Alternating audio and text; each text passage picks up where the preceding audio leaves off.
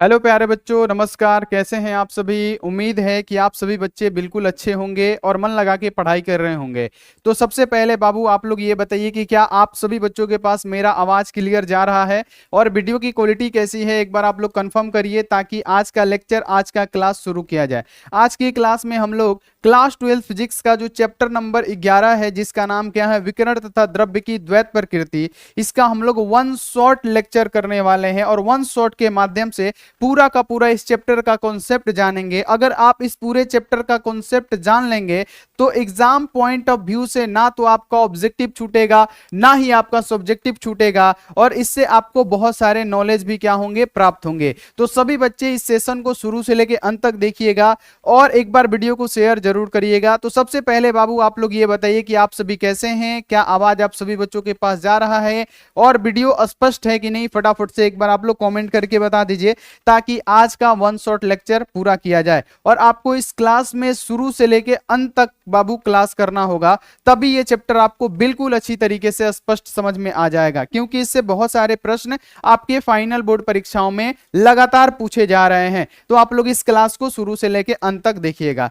चलिए, जितने भी सारे बच्चे हैं चैनल पे पहली बार आए हुए हैं, तो जितने भी बच्चे हैं फटाफट से आप लोग चैनल को जल्दी से जल्दी आप लोग सब्सक्राइब करके बेल नोटिफिकेशन को ऑल पे कर लीजिए, और वीडियो को लाइक नहीं किए हैं फटाफट से आप लोग वीडियो को लाइक भी कर दीजिएगा। बाबू मात्र एक लाइक करना है और लाइक करने का पैसा नहीं लगता है, सब्सक्राइब करने का पैसा नहीं लगता है। अगर आप लोग फ्री व्हाट्सएप ग्रुप में ज्वाइन होना चाहते हैं तो नंबर नोट कीजिए मेरा 9135742024। ठीक है, आप इस पे व्हाट्सएप मैसेज करिए और जल्दी से जल्दी आप लोग व्हाट्सएप ग्रुप में ज्वाइन हो जाइए, क्योंकि व्हाट्सएप ग्रुप में ज्वाइन होने का कोई भी चार्ज नहीं है। इससे क्या होगा कि आपको जब भी लाइव क्लास होता है तब आपको नोटिफिकेशन मिलता रहेगा। तो आप लोग व्हाट्सएप ग्रुप में फटाफट से ज्वाइन हो जाइए। वन शॉट के माध्यम से इस पूरे लेक्चर को हम लोग आज ही समाप्त करेंगे, फिर इसका हम लोग एमसीक्यू ऑब्जेक्टिव में previous year objective question, most important objective question को हम लोग कवर करने वाले हैं। ठीक है, लेकिन सबसे पहले इसका वन शॉट लेक्चर हम लोग स्टार्ट करेंगे। तो सभी मेरे प्यारे रसगुल्ले, सभी मेरे प्यारे लाडले, सभी मेरे भाई बहन एक बार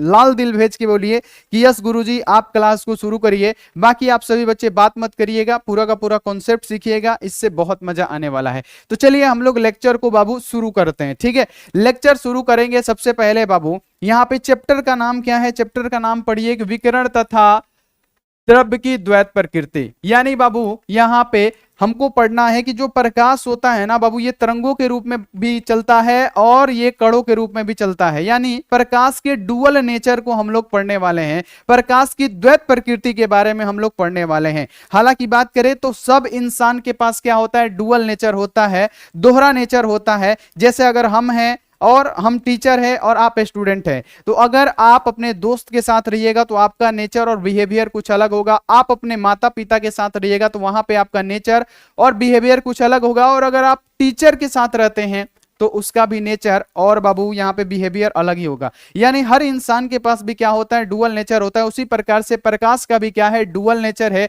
प्रकाश कणों के रूप में भी गति करता है, प्रकाश तरंगों के रूप में भी गति करता है। इसके बारे में हम लोग बाबू पढ़ने वाले हैं। बहुत इंपॉर्टेंट क्लास है, मजेदार क्लास है, ये आप लोग ध्यान में रखिएगा। तो चलिए, थोड़ा सा एक कहानी है और इस कहानी को हम लोग पूरा जड़ से समझते हैं और बिल्कुल अच्छी तरीके से समझते हैं। सबसे पहले बाबू यहाँ पे एक वैज्ञानिक आते हैं। बाबू सबसे पहले तो ये बात है कि प्रकाश क्या है। ठीक है, सबसे पहले प्रकाश, तो प्रकाश के बारे में अगर बात करें यहां पे हम लिख देते हैं ताकि आपको समझ में आए। बाबू पूरा डिटेल में पढ़ेंगे, बिल्कुल आप लोग घबराइएगा मत। ठीक है, सबसे पहले हम लोग क्या लिखते हैं, प्रकाश। अब सभी लोग क्या कर रहे थे कि प्रकाश के इर्द गिर्द घूम रहे थे, सभी लोग प्रकाश के आसपास घूम रहे थे कि प्रकाश आखिर है क्या, प्रकाश ऐसी क्या चीज है। सभी वैज्ञानिक जानना चाहते थे कि प्रकाश आखिर है क्या, प्रकाश क्या कण है, क्या ये तरंग है, आखिर है क्या। पूरे के पूरे लोग प्रकाश के पीछे पड़े थे और जानना चाहते थे और पूरा इर्द गिर्द घूम रहे थे कि आखिर प्रकाश है क्या, आखिर प्रकाश है क्या, आखिर प्रकाश है क्या। फिर बाबू एक वैज्ञानिक आते हैं और उस वैज्ञानिक का नाम क्या है, आइजैक न्यूटन, जिसका फोटो आप लोग देख सकते हैं। एक वैज्ञानिक आते हैं जिनका नाम क्या था बच्चों, आइजैक न्यूटन। और ये कब आते हैं, तो यहां पे 1675 ईस्वी की बात है। 1675 ईस्वी में एक वैज्ञानिक आते हैं और इन वैज्ञानिक का नाम था न्यूटन। न्यूटन। न्यूटन ने कहा कि प्रकाश क्या है, कण है, एक प्रकार का कण है। न्यूटन ने क्या कहा 1675 ईस्वी में, न्यूटन ने कहा कि प्रकाश एक प्रकार का क्या है बच्चों, तो प्रकाश एक प्रकार का कण है। और इन्होंने न्यूटन के कणिक सिद्धांत में प्रूफ भी किया था, है ना। न्यूटन के कणिक सिद्धांत में न्यूटन ने यह प्रूफ किया था कि प्रकाश एक प्रकार का क्या है, कण है। और 1675 की बात है कि इस न्यूटन जी का दबदबा था और बहुत बड़े वैज्ञानिक थे ये, ठीक है, बहुत बड़े वैज्ञानिक थे। और इन्होंने न्यूटन के कणिक सिद्धांत में प्रूफ किया कि प्रकाश क्या है, कण है, ठीक है, इन्होंने प्रूफ किया। और उन्होंने एक सिद्धांत दिया जिस सिद्धांत का नाम क्या है, न्यूटन का कणिक सिद्धांत, ठीक है। और न्यूटन के कणिक सिद्धांत में न्यूटन जी ने क्या कहा कि प्रकाश छोटे छोटे कणों से मिलकर, अत्यंत सूक्ष्म कणों से मिलकर बना है, जिसे कणिकाएं कहते हैं। पहला इन्होंने कॉन्सेप्ट क्या दिया बच्चों, ध्यान में रखना है। सबसे पहला इन्होंने कॉन्सेप्ट दिया कि प्रकाश, यहां पे हम लिख भी देते हैं ताकि आपको समझ में आए कि प्रकाश छोटे छोटे कणों से, अत्यंत छोटे छोटे लिख दीजिएगा यहां पे, छोटे छोटे कणों से मिलकर बना है, अत्यंत छोटे छोटे, ठीक है, अत्यंत छोटे छोटे कणों से मिलकर बना है बाबू। और इन कणों को हम लोग क्या कहते हैं, कणों से मिलकर बना है। इन मतलब याद रखना है, प्रकाश छोटे छोटे कणों से मिलकर बना है, से मिलकर बना है, जिसे हम लोग क्या कहते हैं, कणिकाएं कहते हैं, जिसे कणिकाएं कहते हैं।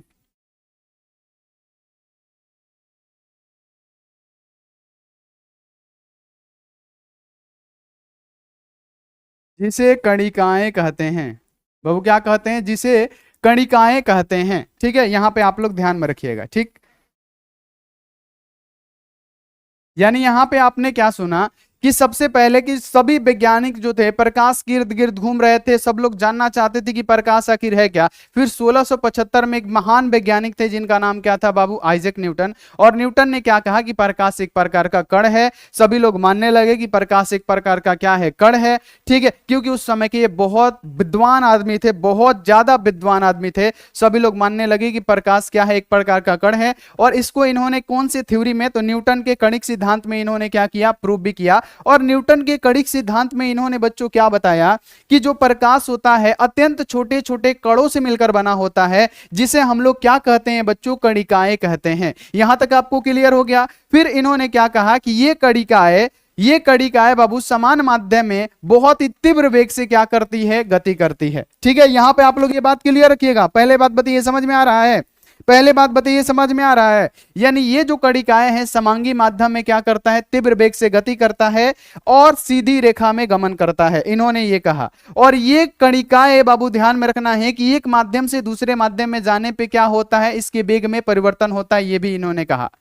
न्यूटन के कणिक सिद्धांत में इन्होंने कहा कि ये कणिकाएं समांगी माध्यम में तीव्र वेग से गति करता है और सरल रेखा में गति करता है। फिर इन्होंने ये भी कहा कि ये जो कणिकाएं हैं, ये कणिकाएं, इन्होंने कहा कि ये जो कणिकाएं हैं एक माध्यम से जब दूसरे माध्यम में जाता है तो इसका वेग परिवर्तन होता है। लेकिन इन्होंने एक गलती क्या किया, इन्होंने कहा कि निर्वात और हवा की अपेक्षा जो जल होता है और कांच होता है उसमें प्रकाश का चाल ज्यादा होता है, जिसको बाबू पूरी तरह से खारिज कर दिया गया। इस बात को पूरी तरह से खारिज कर दिया गया, क्योंकि बाबू ये क्वेश्चन भी बना है कि न्यूटन के अनुसार प्रकाश की चाल किसमें तेज होती है, तो वायु निर्वात में नहीं, जल में और कांच में तेज होती है, ठीक है, इन्होंने ये कहा। तो बाबू इसको क्या कर दिया गया, खारिज कर दिया गया। फिर इन्होंने बताया कि ये जो कणिकाएं हैं, कणिकाओं में क्या होता है प्यारे बच्चों, अलग अलग रंग के बाबू क्या निकलते, कणिकाएं निकलती है। ये जो प्रकाश की कणिकाएं निकलती है ना, जो छोटे छोटे कणों से मिलकर बना होता है, जिसे कणिकाएं कहते हैं। और इन कणिकाओं में से अलग अलग रंग के कणिकाएं निकलती है, जिसका बाबू तरंगदैर्घ्य अलग होता है और आकार अलग होता है। तो ये थे इनका न्यूटन का कणिक सिद्धांत, जिसको इन्होंने बताया था, ठीक है। यहां तक आपको क्लियर हो गया। फिर सुनिएगा, अभी प्रकाश के बारे में हम लोग पूरा कहानी समझेंगे, तब जाके चैप्टर स्टार्ट करेंगे, बहुत इंपॉर्टेंट है, मजा भी आएगा। सबसे पहले कि सभी वैज्ञानिक प्रकाश के इर्द गिर्द घूम रहे थे, जानना चाहते थे कि प्रकाश आखिर है क्या। फिर 1675 ईस्वी में एक वैज्ञानिक है आइजैक न्यूटन साहब, और आइजैक न्यूटन ने क्या कहा कि प्रकाश अत्यंत सूक्ष्म कणों से मिलकर बना है, छोटे छोटे सूक्ष्म कणों से मिलकर बना है, जिसे हम लोग कणिकाएं कहते हैं। और ये कणिकाएं समांगी माध्यम में, इन्होंने कहा कि ये कणिकाएं समांगी माध्यम में तीव्र वेग से गति करता है और प्रकाश मतलब क्या, ये सीधी रेखा में भी गमन करता है। फिर कहते हैं कि ये जो कणिकाएं हैं, ये एक माध्यम से दूसरे माध्यम में जाने पे बाबू इसका वेग परिवर्तन होता है, ठीक है। लेकिन इन्होंने क्या कहा, इन्होंने ये अवधारणा दी कि निर्वात से ज्यादा तेज चलेगा किसमें, तो बाबू जल में और कांच में, तो इसको खारिज कर दिया गया। फिर इन्होंने ये कहा कि ये जो कणिकाएं निकल रही है, कणिकाएं में अनेक प्रकार का, यानी बाबू क्या निकलता है, अनेक प्रकार के कलर का, यानी याद रखना है अनेक रंग की कणिकाएं निकलती है, ठीक है, जिसका क्या होता है आकार और तरंगदैर्घ्य अलग अलग होता है। तो ये इन्होंने इस प्रकार से कणिक सिद्धांत के अनुसार इन्होंने ये बताया कि प्रकाश एक प्रकार का क्या है, कण है ना, कण है, ठीक है, यहां तक आपको क्लियर हो गया। फिर बाबू 1678 में एक वैज्ञानिक आते हैं जिसका नाम क्या था, हाइगेंस। अब यहां पे ध्यान में रखना है, अब आता है 1678 ईस्वी, ठीक है, 1678 ईस्वी की बात है बच्चों। एक वैज्ञानिक थे जिनका नाम क्या था, हाइगेंस, हाइगेंस, ठीक है, एक वैज्ञानिक थे जिनका नाम क्या था, हाइगेंस, ठीक है। अब यहां पे आप लोग थोड़ा सा ध्यान रखिएगा कि फिर 1678 की बात है, एक वैज्ञानिक है जिसका नाम क्या था, हाइगेंस, ठीक है। अब हाइगेंस ने क्या कहा कि जो प्रकाश है वो कण नहीं, प्रकाश एक तरंग है। यानी बात किया जाए कि 1678 ईस्वी की, तो 1678 ईस्वी में हाइगेंस ने क्या कहा कि प्रकाश कण नहीं है, प्रकाश क्या है, तरंग है, ठीक है। तो बहुत सारे लोग यहां पे मतलब कंफ्यूज हो गए कि एक आदमी बता रहा है कि प्रकाश कण है और दूसरा वैज्ञानिक आया और बोल रहे हैं कि प्रकाश एक प्रकार का क्या है, तरंग है। लेकिन उस समय न्यूटन का बहुत दबदबा था तो इनको महत्व नहीं दिया गया, ठीक है। इन्होंने क्या कहा कि प्रकाश एक प्रकार का तरंग है और ये तरंग ही है, तभी इसमें व्यतिकरण जैसी घटना हो रही है, विवर्तन जैसी घटना हो रही है, अपवर्तन परिवर्तन। इन्होंने प्रकाश के तरंग मान की ही व्याख्या किया था, जिसको हम लोग आगे समझने वाले हैं, ठीक है बच्चों। तो यहां पे 1678 ईस्वी में एक वैज्ञानिक है, उन्होंने कहा कि प्रकाश एक प्रकार का तरंग है और इन्होंने हाइगेंस का तरंग सिद्धांत आप लोगों ने पढ़ा होगा। हाइगेंस ने अपने तरंग सिद्धांत में यह कहा कि प्रकाश एक माध्यम में गति करता है और उस माध्यम का नाम है ईथर। चूंकि बच्चों आपको पता है कि प्रकाश एक वैद्युत चुंबकीय तरंग है, इसको संचरण के लिए किसी भी माध्यम की आवश्यकता नहीं पड़ती है, तो इस लाइन को, इस कंसेप्ट को खारिज कर दिया गया, क्योंकि पहला ही कंसेप्ट इन्होंने गलत दिया और पहले ही इन्होंने बताया कि प्रकाश क्या है, एक प्रकार का बाबू क्या है, प्रकाश की एक मतलब क्या, प्रकाश को चलने के लिए एक माध्यम की आवश्यकता होती है, प्रकाश एक माध्यम में गति करता है। उन्होंने इस प्रकार से कहा कि प्रकाश एक माध्यम में गति करता है और उस माध्यम का नाम है ईथर। बाबू यहां पे उन्होंने कहा कि पूरे ब्रह्मांड में ईथर का माध्यम है ना, इन्होंने कहा कि पूरे ब्रह्मांड में ईथर का माध्यम है। तो बाबू इसको ये प्रूफ नहीं कर पाए और ये कॉन्सेप्ट इनका गलत था, ठीक है, यहां तक आपको क्लियर हो गया। फिर इन्होंने क्या कहा कि समान कला में कंपन करने वाला बाबू बिंदु पथ क्या कहलाता है, तरंगार्घ कहलाता है। यानी द्वितीय तरंगिकाओं की अवधारणा भी किसने दिया था, हाइगेंस ने दिया था, ठीक है। इन्होंने कहा कि समान कला में कंपन करने वाला बाबू याद रखना है कि बिंदु पथ तरंगार्घ कहलाता है। यानी बाबू इन्होंने क्या करा कि पहले सबसे पहले सूर्य है, ये मान लीजिए कि क्या है, हमारा सनलाइट है, ठीक है, ये क्या है बच्चों, ये हमारा सनलाइट है। यहां पे थोड़ा सा आप लोग समझने की कोशिश करिएगा, ये हमारा क्या है, सनलाइट है। अब सूर्य के प्रकाश से, तो सूर्य के प्रकाश से क्या निकलता है, ऊर्जा का स्रोत निकलता है, ठीक है। तो मान लेते हैं बाबू यहां से क्या निकला, प्रकाश से ऊर्जा का स्रोत निकला, ठीक है। तो बाबू यहां पे इन्होंने क्या कहा कि समान कला में कंपन करने वाला बिंदु पथ क्या कहलाता है, तरंगार्घ कहलाता है। थोड़ा सा यहाँ पे आप लोग ध्यान दीजिएगा, थोड़ा सा फिगर बना के समझा देते हैं, ठीक है। समान कला में कंपन करने वाला बिंदु पथ क्या कहलाता है बच्चों, तरंगार्घ कहलाता है। यानी इन्होंने कहा कि प्रकाश समान कला में कंपन करता है और बाबू समान कला में कंपन करने वाला ये जो बिंदु पथ है ये क्या कहलाता है प्यारे बच्चों, तरंगार्घ कहलाता है। तो इसको क्या कहा इन्होंने, तरंगार्घ कहा, ठीक है।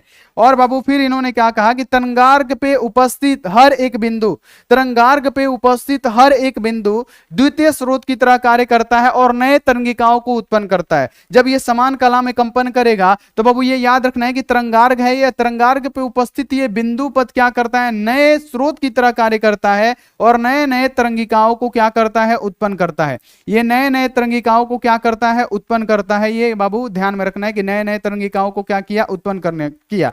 और बाबू जब हम इसको ऐसे मिला देते हैं तो ये हमारा क्या हो जाता है, द्वितीय तरंगकार हो जाता है। फिर द्वितीय तरंगकार यानी यहाँ पे द्वितीय तरंगकार पे उपस्थित यहाँ पे जो बिंदु पथ होगा याद रखना है, ये फिर नए स्रोत की तरह कार्य करेगा, फिर यहाँ पे एक और नया तरंगार्घ बनाएगा। तो ये बाबू यहाँ पे आपको क्लियर रखना है। ये किसने बताया, तो ये बताया था बाबू हाइगेंस ने। सबसे पहले आप लोग ये क्लियर रखिएगा, ठीक है, कि समान कला में कंपन करने वाला बिंदु पथ तरंगार्घ कहलाता है। ठीक है। जब समान कला में बाबू याद रखना है प्रकाश के स्रोत, जब जो प्रकाश में उपस्थित कण वो कंपन करते हुए चलते हैं, तो बाबू याद रखना है कि समान कला में कंपन करने वाला जो बिंदु पथ होगा जिसे हम लोग तरंगार कहेंगे, और तरंगार पे उपस्थित हर एक जो बिंदु है वो भी क्या करता है कि नए स्रोत की तरह कार्य करता है और नए नए तरंगिकाओं को उत्पन्न करता है, और ये नए तरंगिकाओं को जब मिलाया जाता है तो हमारा द्वितीय तरंगकार उत्पन्न होता है, द्वितीय तरंगिकाएं उत्पन्न होती है, ये इन्होंने बताया। फिर बाबू बात आता है कि इन्होंने प्रकाश को कौन सा तरंग माना, तो प्रकाश को इन्होंने माना था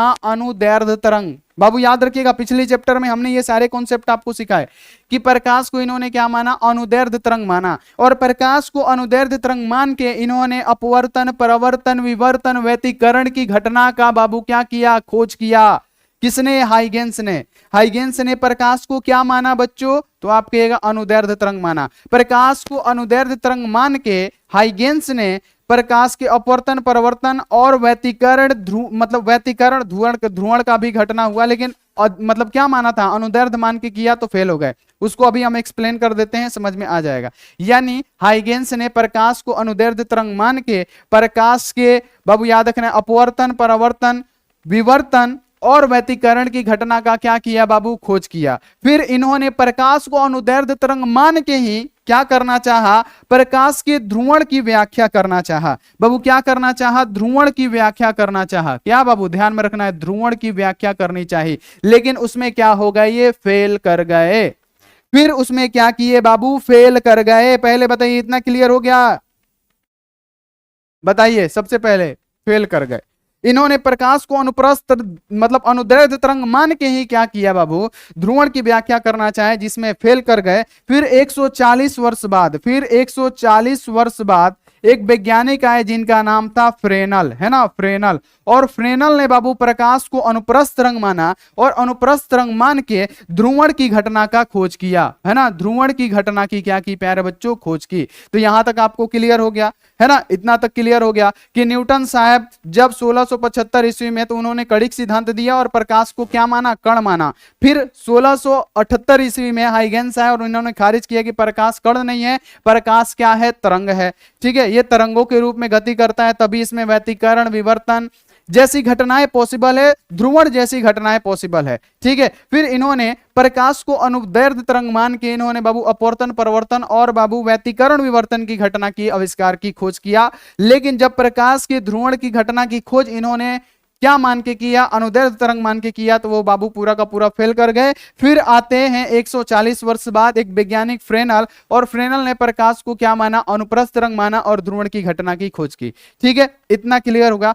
फिर आता है सन 1801 ईस्वी, बाबू याद रखना है, फिर आता है सन 1801 ईस्वी। ठीक है, सन 1801 ईस्वी की बात है। ठीक है, सन 1801 ईस्वी की बात है, और एक वैज्ञानिक कौन थे जिन्होंने यंग के द्विलिष्ट प्रयोग से साबित किया कि प्रकाश क्या होता है बाबू, व्यतिकरण की घटना की उन्होंने खोज की। बताइए फटाफट से, कौन से, तो सर थॉमसन यंग। ठीक है, याद रखना है, याद रखना है कि एक वैज्ञानिक थे जिनका नाम क्या था, सर थॉमसन यंग।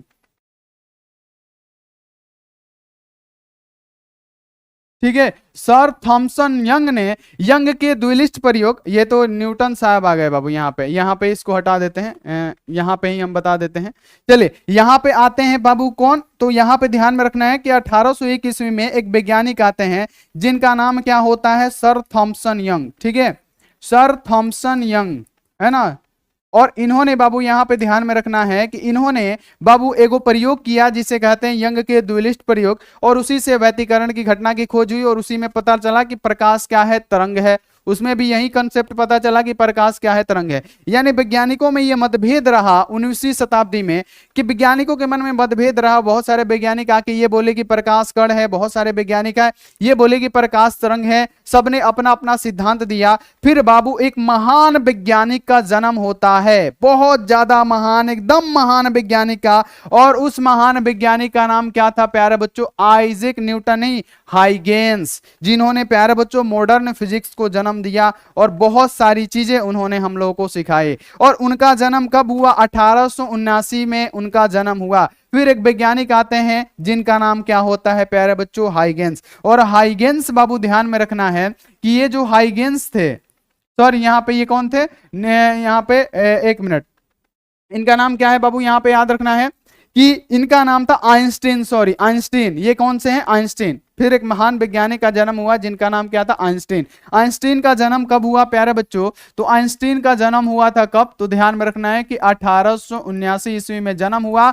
मृत्यु कब हो गई, 1955 ईस्वी में इनकी मृत्यु हो गई। लगभग ये क्या हुए, तो 76 वर्ष तक क्या हुए, जीवित रहे। और इन्होंने क्या बताया, इन्होंने अपने प्रयोग में ये बताया कि जो प्रकाश है वो ड्यूल नेचर को दर्शाता है, यानी प्रकाश जो है क्या है बाबू, प्रकाश को इन्होंने कहा कि प्रकाश कण भी है और प्रकाश क्या है, तरंग भी है। यानी एक वैज्ञानिक आते हैं जिनका नाम क्या था, आइंस्टीन। आइंस्टीन और आइंस्टीन ने यह कहा कि प्रकाश कण भी है और प्रकाश तरंग भी है। यानी प्रकाश अपने डुअल नेचर को दिखलाता है और प्रकाश क्या है बाबू, कण की तरह भी व्यवहार करता है और तरंग की तरह भी व्यवहार करता है। चलिए यहां तक आपको क्लियर हो गया। यानी आइंस्टीन ने यह साबित किया बच्चों की प्रकाश कण और तरंग दोनों है। ये आप लोग स्पष्ट रखिएगा, यही आइंस्टीन है और आइंस्टीन ने कहा कि प्रकाश क्या है, कण और तरंग दोनों के दोनों है। जैसे बाबू यहां पे आप लोग ध्यान में रखिएगा थोड़ा सा, ठीक है, यहां पे आप लोग ध्यान में रखिएगा, फिर हम आपको आगे चल के कुछ समझाते हैं। ठीक है, सबसे पहले हेडिंग डालिएगा कि विकिरण तथा द्रव्य की द्वैत प्रकृति ये क्या है। तो बाबू जो भी हमने समझाया है उसको सोचा कि थोड़ा सा लिखने की कोशिश करें कि 19वीं शताब्दी तक वैज्ञानिकों की धारणा थी कि प्रकाश तरंगों के रूप में चलती है ना। 1675 ईस्वी में बाबू न्यूटन ने कहा कि प्रकाश एक कण है। लेकिन बाबू 19वीं शताब्दी में बाबू फ्रेनल हो, ठीक है, चाहे बाबू यहां पे ध्यान में रखना है फ्रेनल साहब हो चाहे हाइगेंस है, सब क्या मानते रहे कि प्रकाश क्या है, तरंगों के रूप में चलता है। प्रकाश का अपवर्तन, परिवर्तन, व्यतिकरण तथा विवर्तन जैसी घटना व्याख्या प्रकाश के तरंगों के रूप में किया गया। अभी हमने समझाया कि प्रकाश को तरंग मान के ही प्रकाश के अपवर्तन, परिवर्तन, व्यतिकरण, विवर्तन जैसी घटनाओं का बाबू यहां पे याद रखना है कि तरंग के रूप में ही मान के किया जा सकता है। और इन घटनाओं की व्याख्या प्रकाश को कण मान के हो ही नहीं सकता है। व्यतिकरण की घटना हो गया तो प्रकाश को कण मान के हम कर ही नहीं सकते हैं। विवर्तन की घटना हो गया, प्रकाश को कण मान के हम लोग कर ही नहीं सकते हैं। ध्रुवण की घटना प्रकाश को कण मान के कर ही नहीं सकते हैं। तो बाबू इसको मान के नहीं किया जा सकता। इस प्रकार प्रकाश की देहुरी प्रकृति ने वैज्ञानिक को क्या कर दिया, भ्रम में डाल दिया। कोई वैज्ञानिक आके बोल रहा था कि प्रकाश कण है, कोई वैज्ञानिक मानते रहे कि प्रकाश एक प्रकार का तरंग है, ये भ्रम में डाल दिया। फिर अंत में यह माना गया कि प्रकाश में तरंग तथा कण दोनों प्रकार की प्रकृति पाई जाती है। और ये बाबू किसने बताया, तो आइंस्टीन साहब ने बताया कि आइंस्टीन ने यह बताया कि प्रकाश में तरंग और कण जैसी दोहरी प्रकृति को पाई जाती है। तो यहां तक आपको क्लियर हो गया। अब बाबू यहां तक आपको क्लियर हो गया तो एक बार यस बोलिए ताकि आगे बढ़ा जाए। बोलिए, आगे बढ़ा जाए बच्चों, एक बार बोल लीजिए, बहुत बढ़िया। चलिए अब बाबू अगर बात करें हम प्रकाश विकिरण की, ठीक है, यहां पे ध्यान में रखना है। अगर हम बात करें प्रकाश विकिरण, है ना, अगर हम बात करें बच्चों प्रकाश विकिरण की, तो बाबू अगर प्रकाश विकिरण की बात करें हम, अगर हम बच्चों प्रकाश विकिरण की बात करें, थोड़ा सा फिगर बना लेने दीजिए ताकि आपको मजा आ जाए। ठीक है, अगर हम प्रकाश विकिरण की बात करें बच्चों, तो प्रकाश विकिरण को क्या क्या माना गया, तो आप कहिएगा कि प्रकाश को कण भी माना गया, तरंग भी माना गया। ठीक है, अगर हम प्रकाश विकिरण की बात करें बच्चों, अगर हम प्रकाश विकिरण की बात करें तो प्रकाश को बाबू यहां पे याद रखना है कि कण किसने माना, न्यूटन ने। यहां पे याद रखना है कि न्यूटन, प्रकाश को न्यूटन ने क्या माना प्यारे बच्चों, न्यूटन ने क्या माना, कण माना। ठीक है, कण माना। फिर अगर बात करें कि हाइगेंस ने, हाइगेंस ने प्रकाश को क्या माना बच्चों, तरंग माना। ठीक है, तरंग माना। तरंग मान के ही इन्होंने क्या किया प्यारे बच्चों, ध्यान में रखना है, तरंग मान के इन्होंने व्यतिकरण जैसी, ध्रुवण जैसी, अपवर्तन जैसी, परावर्तन जैसी, व्यतिकरण जैसी बाबू यहां पे इन्होंने व्याख्या किया था। ठीक है, प्रकाश को तरंग मान के, और ये सिर्फ प्रकाश को तरंग मान के ही किया जा सकता है। लेकिन बाबू न्यूटन ने कण मान के किया, और प्रकाश को कण मान के पता है किस चीज की व्याख्या की जा सकती है, ओनली कण मान के प्रकाश वैद्युत प्रभाव की व्याख्या की जा सकती है। प्रकाश, यहां पे ध्यान रखिएगा, प्रकाश वैद्युत प्रभाव, है ना।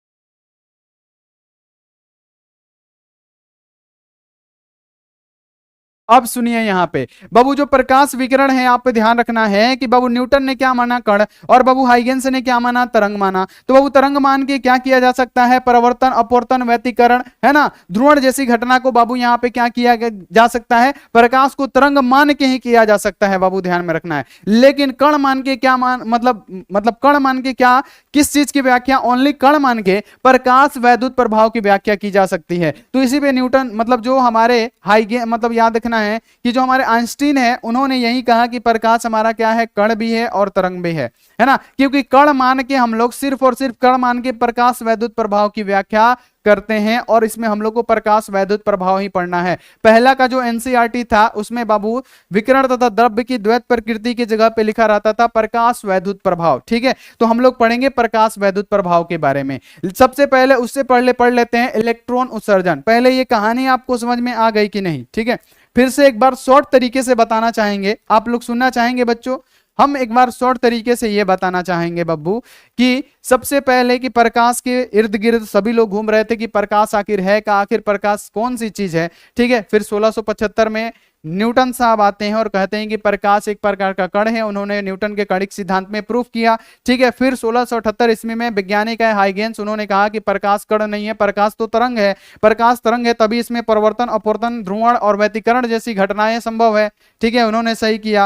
फिर बाबू ध्यान में रखना है कि इन्होंने प्रकाश को क्या माना, तो अनुदैर्ध्य तरंग माना, और अनुदैर्ध्य तरंग मान के इन्होंने प्रकाश के अपवर्तन, परिवर्तन और बाबू व्यतिकरण, विवर्तन की घटना की आविष्कारित की। लेकिन फिर उन्होंने ध्रुवण की घटना की खोज करना चाहा हाइगेंस ने, तो ये क्या हुआ, पूरा का पूरा बाबू फेल कर गए। तो फिर 140 वर्ष बाद फ्रेनल नामक एक वैज्ञानिक है और फ्रेनल ने ये कहा, मतलब प्रकाश को सबसे पहले उन्होंने अनुप्रस्थ तरंग माना और अनुप्रस्थ तरंग मान के उन्होंने ध्रुवण की घटना की खोज की, ठीक है। उसके बाद से व्यतिकरण की घटना की खोज किसने किया, तो बाबू याद रखें सर थॉमसन यंग ने। यंग के द्विलिष्ट प्रयोग में उन्होंने बाबू साबित किया कि प्रकाश तरंग है, इसलिए उसमें व्यतिकरण की घटना होती है, और व्यतिकरण की घटना उन्होंने बाबू यहाँ पे क्या किया, प्रूव किया। फिर बाबू एक वैज्ञानिक आते हैं जिनका नाम है बाबू आइंस्टीन, और आइंस्टीन ने यह बताया कि जो प्रकाश है अपने दोहरी प्रकृति को दर्शाता है, प्रकाश एक प्रकार के कण की तरह भी व्यवहार करता है और प्रकाश तरंग की तरह व्यवहार करता है, और प्रकाश को हम लोग तरंग मान के बाबू व्यतिकरण, अपवर्तन, परिवर्तन, विवर्तन, ध्रुवण की घटना को हम लोग सिर्फ प्रकाश को तरंग मान के ही कर सकते हैं। लेकिन प्रकाश को कण मान के हम लोग सिर्फ और सिर्फ कण मान के क्या करेंगे बाबू, प्रकाश वैद्युत प्रभाव की ही व्याख्या करेंगे, है ना। यानी प्रकाश को कण मानेंगे तो प्रकाश वैद्युत प्रभाव की व्याख्या होगी, अगर प्रकाश को तरंग मानेंगे तो प्रकाश वैद्युत प्रभाव की व्याख्या नहीं होगी। यानी यहाँ पे पूरा का पूरा क्लियर हो गया कि जो प्रकाश होता है अपने डुअल नेचर को दर्शाता है, ठीक है। तो चलिए अब हम लोग पढ़ेंगे क्या, इलेक्ट्रॉन उत्सर्जन क्या होता है। बच्चों सबसे पहले हम लोग पढ़ेंगे क्या, इलेक्ट्रॉन उत्सर्जन आखिर है क्या, इलेक्ट्रॉन उत्सर्जन क्या है। तो जब भी किसी धातु प्लेट पर उष्मा प्रदान किया जाता है तो उस धातु के प्लेट से इलेक्ट्रॉन क्या होने लगते हैं, उत्सर्जित होने लगते हैं, और उसी को हम लोग क्या कहते हैं, इलेक्ट्रॉन उत्सर्जित कहते हैं। मान लेते हैं बच्चों की ये हमारा धातु का प्लेट है, ये हम मान लेते हैं बाबू क्या है, ये धातु का हमारा प्लेट है। तो धातु का प्लेट है तो इसमें क्या होंगे, मुक्त इलेक्ट्रॉन होंगे। तो मुक्त इलेक्ट्रॉन क्या होंगे प्यारे बच्चों, जब इसमें हम लोग क्या करेंगे, उष्मा प्रदान करेंगे तो क्या होगा, बाहर वाले इलेक्ट्रॉन को ऊर्जा मिलेगी, और ये ऊर्जा क्या होगा, जब मिलेगा तो बाबू क्या होगा, इलेक्ट्रॉन उत्सर्जित होने लगेंगे, और इसी को हम लोग क्या कहते हैं, इलेक्ट्रॉनों का उत्सर्जन। अब ये कई प्रकार से हो सकता है, बहुत सारे अनेकों प्रकार हैं जिससे धातु प्लेट से या धातु सतह से इलेक्ट्रॉन मुक्त होते हैं, निकलते हैं, उत्सर्जित होते हैं, उसी को हम लोग कहते हैं क्या, इलेक्ट्रॉन का उत्सर्जन। यानी फिर से एक बार डेफिनेशन सुनने की और समझने की कोशिश करिएगा कि जब भी किसी धातु प्लेट पर उष्मा प्रदान किया जाता है तो उस धातु प्लेट से क्या होते हैं, इलेक्ट्रॉन उत्सर्जित होने लगते हैं, इसी को हम लोग क्या कहते हैं, इलेक्ट्रॉन उत्सर्जन, यानी इलेक्ट्रॉनों का निकलना। अब बाबू ये कई प्रकार से होते हैं, इलेक्ट्रॉन उत्सर्जन कई प्रकार से होता है, जिसमें से पहला है तापीय उत्सर्जन, दूसरा है प्रकाश वैद्युत उत्सर्जन, तीसरा है हमारा क्षेत्र उत्सर्जन, चौथा है हमारा द्वितीयक उत्सर्जन। तो चलिए हम लोग एक एक करके बाबू उत्सर्जन के बारे में पढ़ते हैं, इलेक्ट्रॉन उत्सर्जन किस किस प्रकार से होता है, ठीक है। सबसे पहला हम लोग पढ़ेंगे बच्चों कि तापीय उत्सर्जन क्या होता है। तापीय उत्सर्जन क्या होता है बाबू, तापीय उत्सर्जन सबसे पहले हम लोग पढ़ने वाले हैं कि तापीय उत्सर्जन आखिर है क्या, ठीक है। तापीय उत्सर्जन किसे कहते हैं? तो ध्यान रखिएगा सभी बच्चे कि ताप के प्रभाव से किसी धातु के पृष्ठ से आवेश वाहक जैसे इलेक्ट्रॉन बाहर निकलते हैं तो इस क्रिया को हम लोग क्या कहते हैं? तापीय उत्सर्जन कहते हैं। मान लेते हैं कि ये हमारा धातु का सतह है बच्चों, ये क्या है? धातु का सतह है, ठीक है। अब उस धातु का सतह है तो धातु में क्या होते हैं? मुक्त इलेक्ट्रॉन होते हैं। आपको पता होगा कि मुक्त इलेक्ट्रॉन होता है। अब इस मुक्त इलेक्ट्रॉन में क्या होगा बाबू? तापीय उत्सर्जन में क्या होता है कि जब हम किसी, याद रखना है कि ताप से प्रभावित करते हैं, यानी जब हम इसमें क्या करेंगे? हीट देंगे, टेम्परेचर देंगे तो इलेक्ट्रॉन को क्या मिलेगा? ऊर्जा मिलेगा, है ना। जब हम इसमें ताप देंगे, ये मान लेते हैं क्या है? ताप है। जब हम इसमें ताप देंगे तो इलेक्ट्रॉन को क्या मिलेगा? ऊर्जा मिलेगा। और जैसे ही इलेक्ट्रॉन को ऊर्जा मिलेगा तो ये क्या होगा बाबू? जब न्यूनतम ऊर्जा इसको मिल जाएगा जिससे ये क्या हो सकता है कि धातु के प्लेट से बाहर निकल सकता है, तो जैसे ही इसको ऊर्जा मिला, ताप से क्या मिला? इसको ऊर्जा मिला, तो इससे क्या होने लगे? इलेक्ट्रॉन बाहर निकलने लगे। तो इसको हम लोग कहते हैं तापीय उत्सर्जन। यानी जब हम धातु प्लेट पे क्या करते हैं बाबू? ध्यान में रखना है कि ताप से प्रभावित करते हैं तो धातु पृष्ठ से बाबू क्या होता है? इलेक्ट्रॉनों को बाहर निकलने की प्रक्रिया ही हम लोग क्या कहते हैं? तापायनिक उत्सर्जन कहते हैं। ठीक है, इतना क्लियर हो गया। जब ताप देंगे, अगर धातु के सतह पे ताप देते हैं, हीट देते हैं, तो उसे इलेक्ट्रॉन का उत्सर्जन होता है, तो उसको हम लोग तापीय उत्सर्जन कहेंगे। बहुत इजी लैंग्वेज में है कि अगर धातु सतह पे हम ताप देते हैं जिससे इलेक्ट्रॉनों का उत्सर्जन होने लगता है, यानी धातु सतह से इलेक्ट्रॉन निकलने लगते हैं, तो हम लोग तापीय उत्सर्जन कहते हैं। आगे आ जाइए कि प्रकाश वैद्युत उत्सर्जन। बाबू यहां पे क्या है? प्रकाश वैद्युत उत्सर्जन क्या है? बाबू यहां पे ध्यान में रखना है सबसे पहली बात कि प्रकाश क्या होता है? फोटोन के बंडलों के रूप में चलता है। ठीक है, सबसे पहली बात। तो प्रकाश वैद्युत उत्सर्जन क्या होता है? सबसे पहले सिंपल सा यहां पे आप लोग समझिएगा कि ये क्या है? हमारा धातु सतह है। ये हमारा क्या है प्यारे बच्चों? धातु सतह है। ठीक है, अब धातु का सतह है, धातु का प्लेट है बच्चों, तो धातु के प्लेट है तो इसमें क्या होगा? धातु में क्या होता है बाबू? आपको पता है कि मुक्त इलेक्ट्रॉन होते हैं, है ना। ये मान लेते हैं कि इसमें क्या है? इलेक्ट्रॉन है। ठीक है, इसमें क्या है? इलेक्ट्रॉन है। तो जब प्रकाश से बाबू यहां पे याद रखना है कि जब धातु के सतह पे प्रकाश का किरण यानी प्रकाश पड़ता है और प्रकाश फोटोन के बंडलों के रूप में चलता है, आपको पता है ना। तो बाबू यहां पे याद रखना है कि जब धातु के सतह पे प्रकाश पड़ता है तो बाहर वाले इलेक्ट्रॉन को क्या मिलती है? ऊर्जा मिलता है। ठीक है, यहां पे जब प्रकाश क्या होता है कि बाबू जब आके आपतित होता है तो इसको क्या मिलता है? बाहर वाले इलेक्ट्रॉन को ऊर्जा मिलती है, और बाहर वाले इलेक्ट्रॉन को ऊर्जा मिलती है तो ये क्या होता है बच्चों कि ये क्या करता है? बाहर निकल जाता है, यानी यहां से धातु सतह से इलेक्ट्रॉनों का क्या होने लगता है? उत्सर्जन होने लगता है, जिसे हम लोग प्रकाश वैद्युत प्रभाव के नाम से जानते हैं। ठीक है,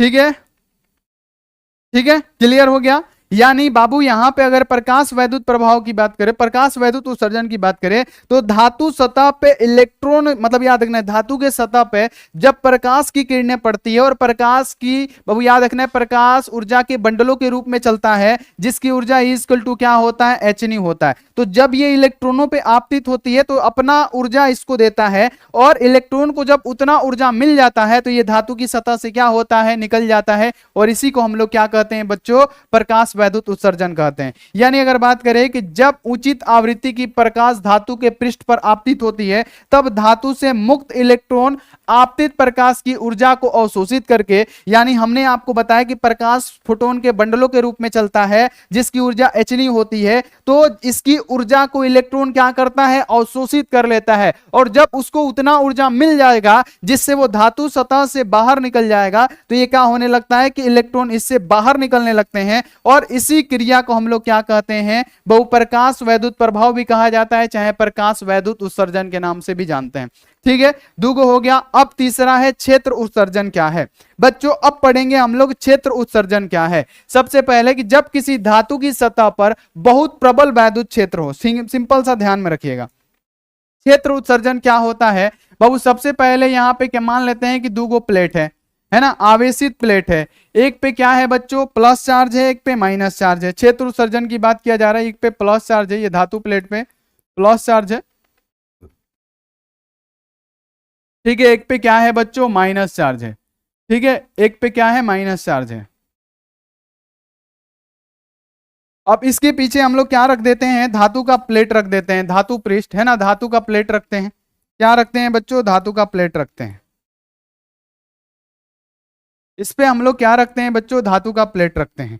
तो बाबू हम क्या करेंगे कि जब हम ये हमारा निगेटिव इलेक्ट्रोड है, जब हम इसको और पास लाएंगे, चूंकि आपको पता है कि धातु पृष्ठ पे क्या होता है, इलेक्ट्रॉन होते हैं, और इलेक्ट्रॉन पे क्या होता है, माइनस चार्ज होता है। धातु में क्या होता है, मुक्त इलेक्ट्रॉनों की संख्या होती है। तो जब हम ऋण आवेश की प्लेट को पास लाएंगे तो दोनों में क्या होगा, प्रतिकर्षण होगा, है ना। और प्रतिकर्षण होगा तो ये इसकी तरफ आकर्षित होगा, प्लस की तरफ। तो इससे भी क्या होगा बच्चों, इससे भी हमारा इलेक्ट्रॉन क्या होगा, बाहर निकलेगा। और इसी को कहते हैं क्षेत्र उत्सर्जन। चूंकि देखिए कि जब हम ऋण आवेशित प्लेट को इस धातु सतह के पास लाएंगे तो आपको पता है कि धातु में मुक्त इलेक्ट्रॉन होते हैं और इलेक्ट्रॉन का चार्ज क्या है, माइनस। तो दोनों में प्रतिकर्षण होगा तो यहां से निकलेगा और ये इसको अट्रैक्ट करेगा, तो इससे भी क्या होगा, इलेक्ट्रॉन बाहर निकलेगा। तो इसी को हम लोग कहते हैं क्षेत्र उत्सर्जन। अब आता है द्वितीयक उत्सर्जन। क्या होता है प्यारा बच्चों, द्वितीयक उत्सर्जन, यानी जो चौथा है हमारा द्वितीयक उत्सर्जन। ये द्वितीयक उत्सर्जन आखिर है क्या, अब हम आपको बताते हैं।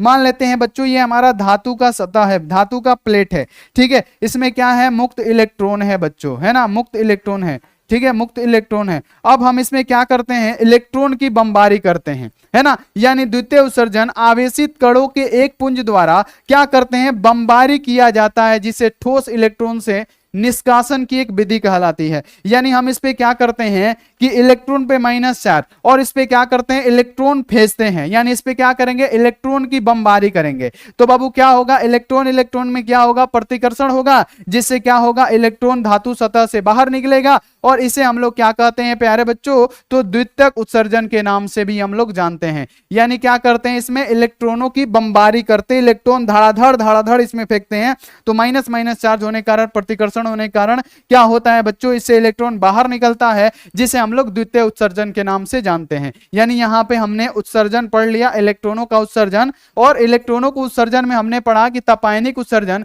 जिसमें ताप द्वारा इलेक्ट्रॉनों को क्या किया जाता है, उत्सर्जित कराया जाता है, तापीय उत्सर्जन कहलाता है। प्रकाश वैद्युत उत्सर्जन किसे कहते हैं, कि जब किसी धातु सतह पे प्रकाश की क्रिया, मतलब प्रकाश की किरण पड़ती है, यानी प्रकाश फोटोन के बंडलों के रूप में चलता है, जिसकी ऊर्जा होती है h न्यू। जब इस पे आपतित होती है तो ये ऊर्जा क्या करता है कि प्रकाश फोटोन की ऊर्जा को इलेक्ट्रॉन अवशोषित करता है, और जब इसको उतना ऊर्जा मिल जाता है तो ये धातु सतह से क्या होता है, बाहर निकलता है, और इसको हम लोग कहते हैं प्रकाश वैद्युत उत्सर्जन। अब बाबू आता है क्षेत्र उत्सर्जन। तो क्षेत्र उत्सर्जन हमने बता दिया कि माइनस प्लेट को जब पास लाते हैं तो धातु जो पृष्ठ होता है उस पे भी माइनस चार्ज और इस पे भी माइनस चार्ज, तो क्या होता है, प्रतिकर्षण के कारण ये बाहर निकलते हैं, ये भी हमने बता दिया। द्वितीयक उत्सर्जन में हमने ये कहा कि धातु सतह पे इलेक्ट्रॉनों की बमबारी कराई जाती है, जिससे क्या होता है, इलेक्ट्रॉन हमारा बाहर निकलता है। तो इसे हम लोग द्वितीय उत्सर्जन के नाम से बच्चों जानते हैं। इतना आपको स्पष्ट हुआ कि नहीं, पहले आप लोग ये बताइए। हो गया क्लियर इतना, आगे बढ़ा जाए। तो बाबू अब बारी आता है क्या, अब बारी आता है हमारा कार्यफलन का। कार्यफलन का बाबू वर्क फंक्शन, कार्यफलन आखिर है क्या, इसके बारे में थोड़ा सा जानते हैं। बाबू कार्यफलन क्या है, तो वह न्यूनतम ऊर्जा जो धातु की सतह पर को देने पर धातु की सतह से इलेक्ट्रॉन का उत्सर्जन होने लगता है, उसे हम लोग कार्यफलन कहते हैं। इसे W0 या इसे हम लोग φ0 से सूचित करते हैं, ठीक है। यानी कार्यफलन क्या है, वह न्यूनतम ऊर्जा, मान लीजिए बाबू कि ये धातु का सतह है, ठीक है, ये हमारा क्या है, धातु का सतह है। जब धातु का सतह है तो इसमें क्या होगा, मुक्त इलेक्ट्रॉन होंगे, ठीक है। ये क्या होगा, मुक्त इलेक्ट्रॉन होंगे, क्योंकि धातु में क्या होता है, विद्युत धारा का प्रवाह मुक्त इलेक्ट्रॉनों की संख्या के ही द्वारा होता है। धातु में क्या होते हैं, मुक्त इलेक्ट्रॉन होते हैं, ठीक है। तो बाबू क्या होता है कि जब प्रकाश की किरणें इन सब पे पड़ती है, और E= क्या होता है बाबू, यहाँ पे याद रखना h होता है। तो जब प्रकाश की किरणें बच्चों क्या होती है कि धातु सतह पे पड़ती हैं, ठीक है, धातु की सतह पे पड़ती है, तो बाबू ये ऊर्जा को क्या करता है, ये ऊर्जा को क्या करता है, इलेक्ट्रॉन अवशोषित कर लेता है। तो इसको बाबू वो न्यूनतम ऊर्जा मिलती है, वो न्यूनतम ऊर्जा को वो जो अवशोषित करता है ना, तो वो न्यूनतम ऊर्जा जो बाबू इलेक्ट्रॉन को बाहर निकलने के लिए चाहिए, उसे ही हम लोग क्या कहते हैं बाबू, यहाँ पे कार्यफलन कहते हैं। यानी वह न्यूनतम ऊर्जा जो इलेक्ट्रॉन को इस धातु सतह से निकलने के लिए चाहिए, वही ऊर्जा को हम लोग कार्यफलन के नाम से जानते हैं। ठीक है। वह न्यूनतम ऊर्जा जो धातु सतह से इलेक्ट्रॉनों को बाहर निकलने के लिए आवश्यकता पड़ती है, उसी को हम लोग क्या कहते हैं बाबू, हम लोग कार्यफलन कहते हैं। यानी वह न्यूनतम ऊर्जा जिसे धातु सतह को देने पर धातु की सतह से इलेक्ट्रॉन का उत्सर्जन होने लगे, उसी को हम लोग कार्यफलन के नाम से जानते हैं।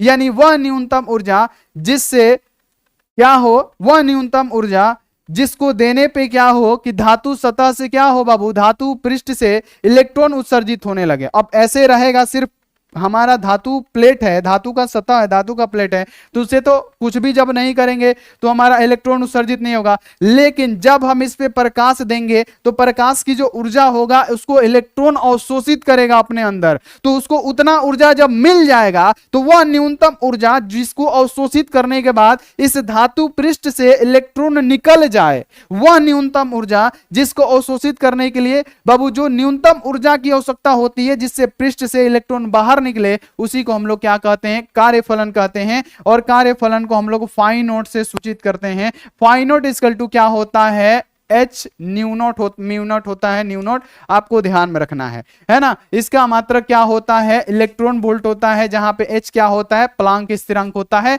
तो ये आप लोग याद रखिएगा कि वह न्यूनतम ऊर्जा जिसे धातु सतह को देने पे धातु से इलेक्ट्रॉन आसानी से निकल जाए, उसी को हम लोग क्या कहते हैं बाबू, कार्यफलन कहते हैं। ठीक है, कार्यफलन कहते हैं। और एक चीज छूट गया है क्या जी, चलिए कार्यफलन कहते हैं। अब बाबू यहां पे याद रखना है, अगला है हमारा प्रकाश वैद्युत प्रभाव को डायरेक्ट पढ़ लेते हैं। ठीक है, प्रकाश वैद्युत प्रभाव को हम लोग क्या करते हैं, पढ़ते हैं। तो प्रकाश वैद्युत प्रभाव क्या है, अभी तो हमने पढ़ाया कि प्रकाश वैद्युत प्रभाव क्या होता है। एक बार आप लोग भी इसको पढ़ने का और समझने का कोशिश करिए। ये क्या है बाबू, धातु का पृष्ठ है। तो बाबू धातु पृष्ठ है तो बाबू याद रखना कि ये धातु है, तो इसमें बाबू क्या होगा कि मुक्त इलेक्ट्रॉन होंगे। इलेक्ट्रॉन पे क्या होता है बच्चों, माइनस चार्ज होता है। मुक्त इलेक्ट्रॉन होंगे इसमें, है ना।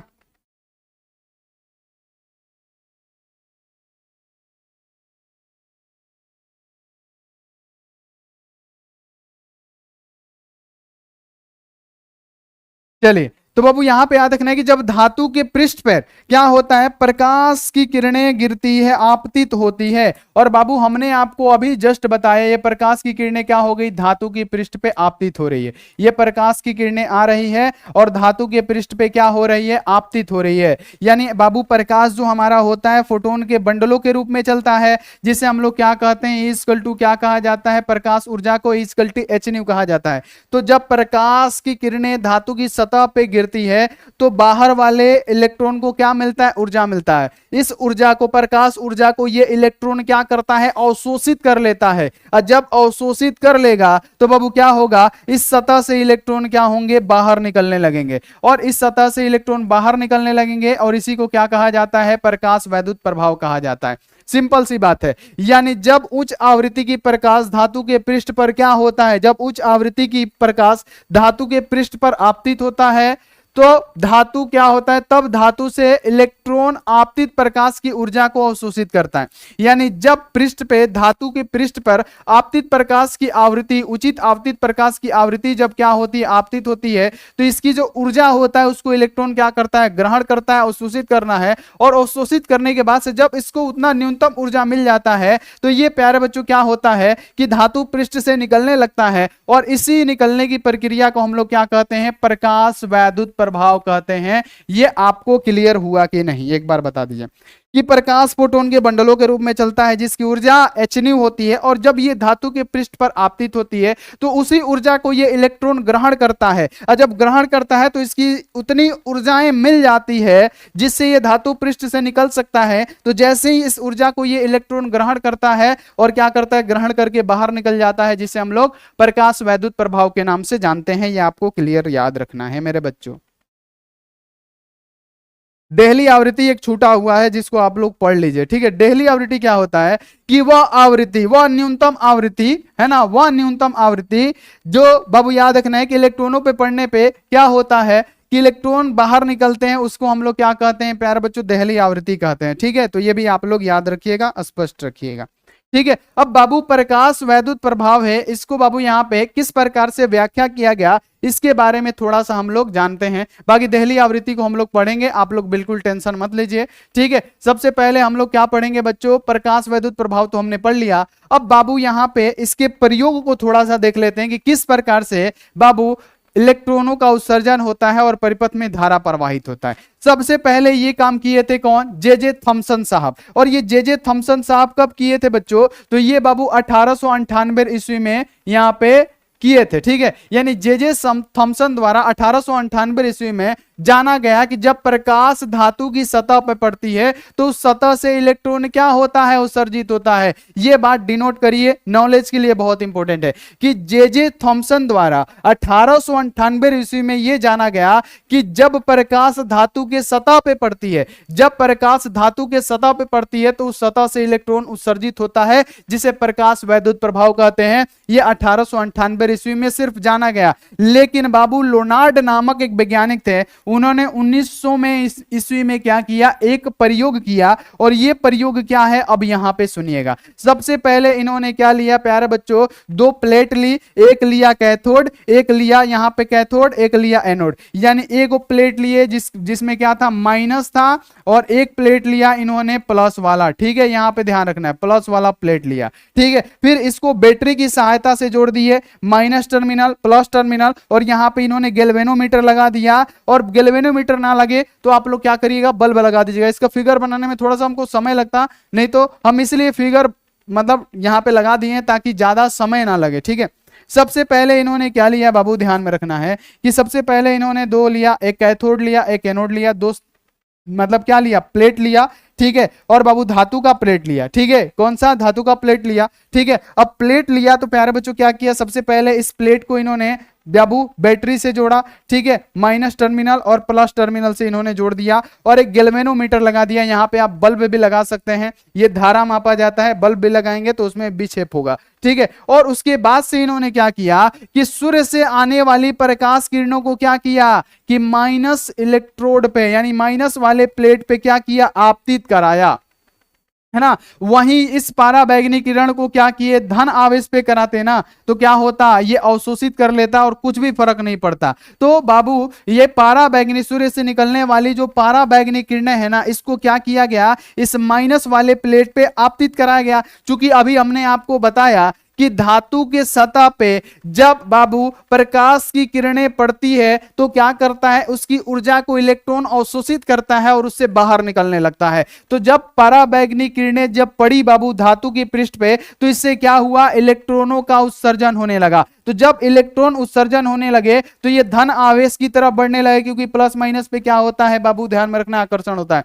और ये क्या होता है, परिपथ पूरा हो गया। जैसे ही परिपथ पूरा हुआ, क्या हुआ, गैल्वेनोमीटर में विक्षेप देखा गया, जिसे हम लोग क्या कहते हैं, फोटो इलेक्ट्रॉन कहते हैं, जो निकलता है उससे फोटो इलेक्ट्रॉन। और ये जो पूरा विद्युत धारा इसमें प्रवाहित हुआ, इसे हम लोग प्रकाश विद्युत धारा के नाम से जानते हैं। यानी पाराबैंगनी किरणों को जैसे ही इस इलेक्ट्रोड पे मतलब क्या प्लेट पे आपतित कराया गया, तो बाबू क्या हुआ कि जो प्रकाश होता है फोटोन के बंडलों के रूप में चलता है, जिसकी ऊर्जा क्या होती है, E इक्वल टू क्या होता है प्यारे बच्चों, H न्यू। अब यही ऊर्जा को इलेक्ट्रॉन अवशोषित किया और क्या करने लगा, इससे इलेक्ट्रॉनों का उत्सर्जन होने लगा। और इलेक्ट्रॉनों का उत्सर्जन जैसे होने लगा तो ये धन आवेश की तरफ बढ़ने लगा, जिससे परिपथ पूरा का पूरा हो गया।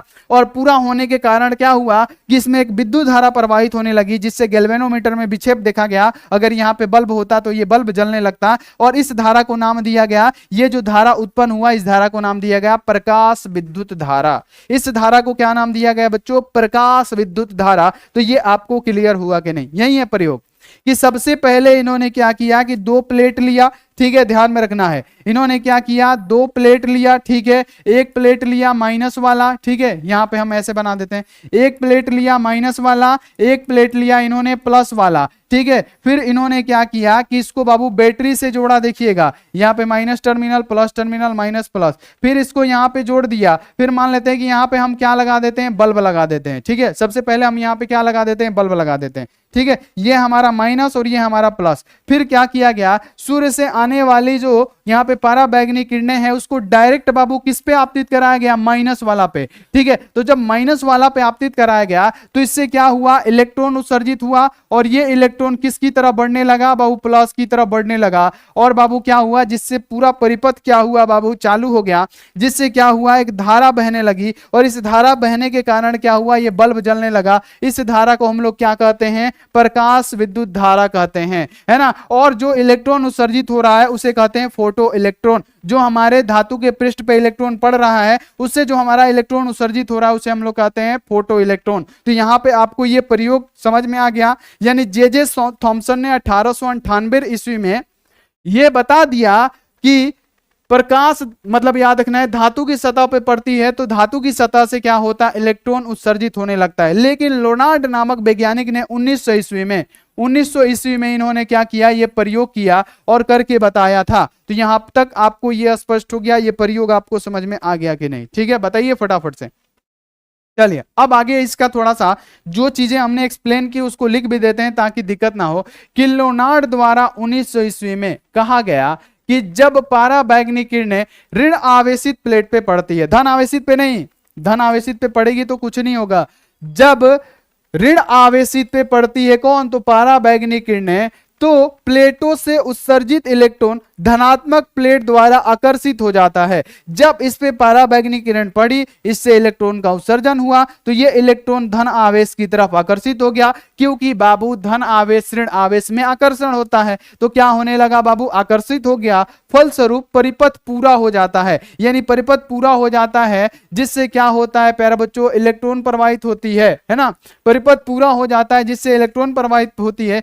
किंतु यदि पराबैंगनी किरणें धनात्मक प्लेट पे पड़ती तो प्लेट से उत्सर्जित इलेक्ट्रॉन ऋणात्मक प्लेट पर नहीं पहुंच पाता, क्योंकि इलेक्ट्रॉन ऋणात्मक आवेश होता है, इसे परिपथ पूरा नहीं हो पाता। यानी धनात्मक में पड़ता तो नहीं होता, इलेक्ट्रॉन उत्सर्जित नहीं होता और बाबू यहां पे परिपथ पूरा नहीं हो पाता और धारा प्रवाहित नहीं होता। इस प्रकार उच्च आवृत्ति की प्रकाश के प्रभाव में धातुओं के सतह से इलेक्ट्रॉनों का उत्सर्जन का घटना प्रकाश वैद्युत प्रभाव कहलाता है। और इस प्रकार से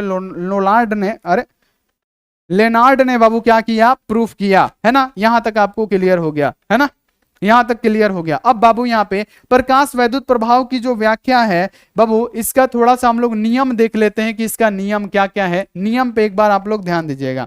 यानी प्रत्येक धातु के लिए एक निश्चित देहली आवृत्ति होती है जिसके नीचे इलेक्ट्रॉनों का उत्सर्जन होना संभव नहीं है। बाबू इलेक्ट्रॉन को उत्सर्जन होने के लिए वो न्यूनतम ऊर्जा चाहिए ना, वो न्यूनतम ऊर्जा चाहिए जिससे वो सतह से बाहर निकले। जब उसको उतना न्यूनतम ऊर्जा मिलेगा ही नहीं तो वो सतह से बाहर नहीं निकलेगा। तो वो न्यूनतम ऊर्जा और वो आवृत्ति चाहिए, तभी क्या होगा प्यारे बच्चों, यहाँ पे धातु सतह से इलेक्ट्रॉन बाहर निकलेगा। उत्सर्जित इलेक्ट्रॉनों की संख्या आपतित विकिरण की तीव्रता के क्या होती है, अनुक्रमानुपाती होती है।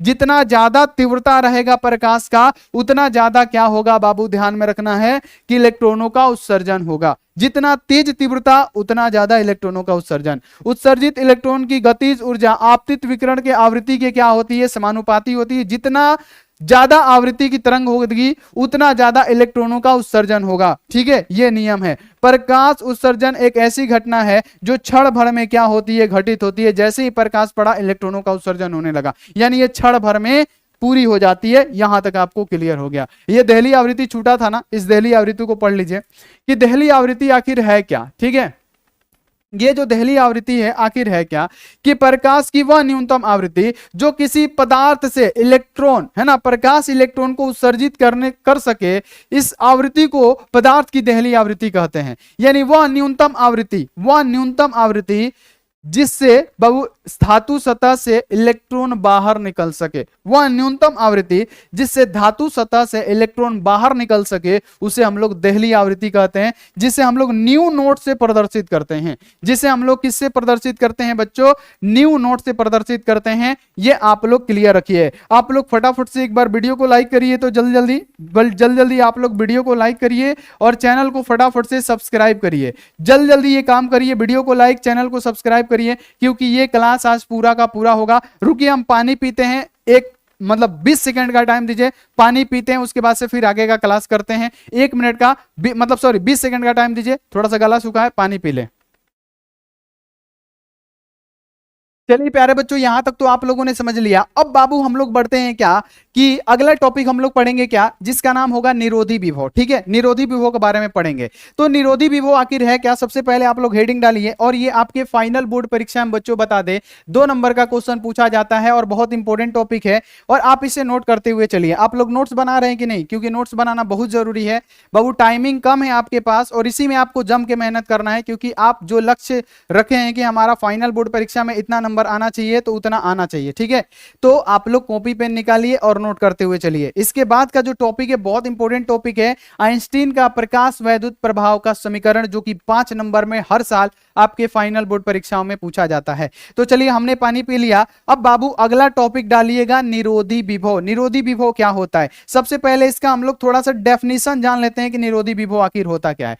तो निरोधी विभव किसे कहते हैं बच्चों, तो निरोधी विभव किसे कहते हैं, ध्यान रखिएगा कि आपतित प्रकाश की निश्चित आवृत्ति के लिए एनोड पे दिया गया वह ऋण विभव। आपतित प्रकाश की आवृत्ति के लिए, याद रखना है, आपतित प्रकाश की निश्चित आवृत्ति के लिए एनोड पे दिया गया वह ऋण विभव जिसके लिए प्रकाश वैद्युत धारा शून्य हो जाए, उसी को हम लोग निरोधी विभव के नाम से जानते हैं। नहीं समझ में आया, कोई दिक्कत नहीं, डायग्राम के माध्यम से समझिए, आपको पूरा का पूरा समझ में आ जाएगा। यानी निरोधी विभव बच्चों किसे कहते हैं, तो आपको ध्यान में आना चाहिए कि निरोधी विभव किसे कहते हैं। तो आपतित प्रकाश की निश्चित आवृत्ति के लिए एनोड पे दिया गया वह ऋण विभव जिसके लिए प्रकाश वैद्युत धारा शून्य हो जाए, उसे हम लोग निरोधी विभव कहते हैं। यानी आपतित प्रकाश की निश्चित आवृत्ति के लिए एनोड पे दिया गया वह ऋण विभव जिसके लिए बाबू प्रकाश वैद्युत धारा शून्य हो जाए, उसे हम लोग निरोधी विभव कहते हैं। यानी यहां पे अब फिगर फिर से आइए, इस फिगर पे बाबू यहां पे याद रखना है, आपको पता है कि इलेक्ट्रॉनों का उत्सर्जन किस प्रकार से होता है। हमने आपको बताया कि जब पराबैंगनी किरणें क्या होती है, ये ऋण प्लेट पे पड़ती है, तो बाबू पराबैंगनी किरणों से क्या होता है, डायरेक्ट यहां पे आपको पता है कि प्लांक का क्वांटम सिद्धांत क्या कहता है। प्लांक का क्वांटम सिद्धांत के अनुसार क्या होता है कि प्रकाश ऊर्जा के बंडलों के रूप में चलता है, और प्रकाश ऊर्जा के बंडलों के रूप में चलता है, जिसे हम लोग फोटोन कहते हैं। और प्रकाश फोटोन की ऊर्जा E=hν होती है। तो प्रकाश फोटोन की जब ऊर्जा इस धातु के प्लेट पे पड़ेगा और जिस इलेक्ट्रॉन पे पड़ेगा उसको क्या मिलेगा, ऊर्जा मिलेगा। जब ऊर्जा मिलेगा तो क्या होगा, इस धातु की सतह से निकल लेगा। जब ये निकलेगा तो इधर धन प्लेट है, ये क्या करता है, इन इलेक्ट्रॉनों को अपनी तरफ आकर्षित करता है। तो जब इन इलेक्ट्रॉनों को ये अपनी तरफ आकर्षित करता है तो परिपथ क्या हो जाता है, पूरा का पूरा चालू हो जाता है, जिससे हमारा विद्युत धारा प्रवाहित हो जाता है। जिसमें बाबू यहां पे याद रखना है कि जो इलेक्ट्रॉन निकलते हैं उसको हम लोग कहते हैं फोटो इलेक्ट्रॉन। और जब इसमें धाराएं बहने लगती है, गैल्वेनोमीटर में विक्षेप आता है, चाहे बल्ब जलने लगता है, इसको हम लोग क्या कहते हैं, प्रकाश विद्युत धारा कहते हैं। अब बाबू हम लोग समझेंगे क्या निरोधी विभव क्या है। तो निरोधी विभव क्या होता है कि वह न्यूनतम आवृत्ति है ना, आपतित प्रकाश की निश्चित आवृत्ति के लिए एनोड पे दिया गया, आपतित प्रकाश की निश्चित आवृत्ति के लिए इस एनोड पे दिया गया वह ऋण विभव, ये जो एनोड है, ये एनोड पे दिया गया वह ऋण विभव जिसके लिए क्या हो, प्रकाश वैद्युत धारा शून्य हो जाए। जब हम इस पे ऋण विभव देंगे तो क्या होगा, इस प्लेट का विभवांतर कम होगा, जिससे क्या होगा प्यारे बच्चों, इलेक्ट्रॉन इस धातु के प्लेट से निकल रहे हैं तो ये धन आवेश क्या कर रहे हैं, आकर्षित कर रहा है। तो जब हम इसको एनोड पे जब ऋण विभव देंगे तो क्या होगा, ये कम होगा। ये जब कम होगा तो इसको खींचने की जो शक्ति होगी, इलेक्ट्रॉनों को अपनी तरफ आकर्षित करने की जो शक्ति होगी, वो क्या होगी, कम होगी। और एक समय ऐसा आएगा कि ये इलेक्ट्रॉनों को अपनी तरफ आकर्षित करेगा ही नहीं, जिससे क्या होगा बाबू, प्रकाश वैद्युत धारा क्या हो जाएगा, शून्य हो जाएगा। और इसी को हम लोग क्या कहेंगे बच्चों, इसी को हम लोग कहते हैं क्या, निरोधी विभव, जिसे आप लोग बिल्कुल अच्छी तरीके से समझ गए। इसी को निरोधी विभव कहते हैं। यानी बच्चों यहां पे ध्यान रखना है कि आपतित प्रकाश की निश्चित आवृत्ति के लिए, आपतित प्रकाश की निश्चित आवृत्ति के लिए धनात्मक यानी एनोड पे दिया गया वह ऋण विभव जिसके लिए प्रकाश विद्युत धारा शून्य हो जाए, उसको हम लोग बाबू क्या कहते हैं, उसी को हम लोग निरोधी विभव कहते हैं। तो यहां तक भी आपको पूरा क्लियर हो गया ना बच्चे, एक बार बताइएगा, पूरा का पूरा क्लियर। अब अगला जो टॉपिक है आपके लिए बहुत इंपॉर्टेंट है, जिसका नाम क्या है, आइंस्टीन का प्रकाश वैद्युत प्रभाव समीकरण। और बहुत इंपॉर्टेंट है, जो आपके एग्जामों में खटाखट पूछने के लिए एकदम रेडी है बच्चों। तो चलिए सबसे पहले बाबू यहां पे फिर से एक बार समझते हैं कि सन 1898 ईस्वी की बात है। एक वैज्ञानिक थे जिनका नाम क्या था, जे जे थॉमसन। जे जे थॉमसन ने यह जाना कि जब भी किसी धातु के सतह पे बाबू क्या होता है, प्रकाश पड़ती है, तो उसमें से क्या होता है, इलेक्ट्रॉनों का उत्सर्जन होने लगता है। लेकिन इसको प्रूफ किसने किया, लेनार्ड द्वारा 1900 ईस्वी में इसको प्रूफ किया गया। और इसमें यह बताया गया, एक बाबू धन प्लेट लिया गया, एक धन प्लेट एक ऋण प्लेट, ठीक है, और बैटरी की सहायता से जोड़ दिया गया। यहां पे बल्ब लगाइए चाहे गैल्वेनोमीटर लगाइए। अब पराबैंगनी किरणों को बाबू ऋणात्मक प्लेट पे गिराया गया, धनात्मक प्लेट पे गिराया गया तो कुछ भी नहीं होगा। जब ऋणात्मक प्लेट पे गिराया गया तो बाबू क्या हुआ, इसमें से इलेक्ट्रॉन उत्सर्जित होने लगे और इस इलेक्ट्रॉन को क्या करने लगा, ये धन प्लेट आकर्षित करने लगा, जिसे परिपथ चालू हो गया और यहां का बल्ब जल गया। और इस जो धारा उत्पन्न हुआ, इस धारा को हमने क्या कहा, प्रकाश विद्युत धारा कहा। तो यहां तक आपको क्लियर हो गया। अब जो मुख्य टॉपिक है आपका एग्जाम से रिलेटेड, उस टॉपिक को आप लोग नोट करिए फटाफट से। आइंस्टीन का प्रकाश वैद्युत प्रभाव समीकरण बाबू बहुत इंपॉर्टेंट है आपके एग्जाम के लिए, और कई बार तो आपके एग्जामों में धड़ाधड़ ये क्वेश्चन आ चुका है। तो क्या आप सभी बच्चे रेडी हैं, एक बार बताइए। रेडी हैं तो बताइए आइंस्टीन का प्रकाश विद्युत प्रभाव समीकरण। तो बाबू आइंस्टीन का प्रकाश वैद्युत प्रभाव समीकरण आपको नाम देख के ही पता लग गया होगा, आइंस्टीन का प्रकाश वैद्युत प्रभाव। यानी बाबू एक बात बोले तो यहां पे लिखिएगा कि सन, यहां पे सभी बच्चे यहां पे इस प्रकार से लिखिएगा जैसे जैसे हम बता रहे हैं कि सन 1905 की बात है, ठीक है बाबू। कब, सन 1905 ईस्वी की बात है ना। सन 1905 ईस्वी में आइंस्टीन नामक वैज्ञानिक ने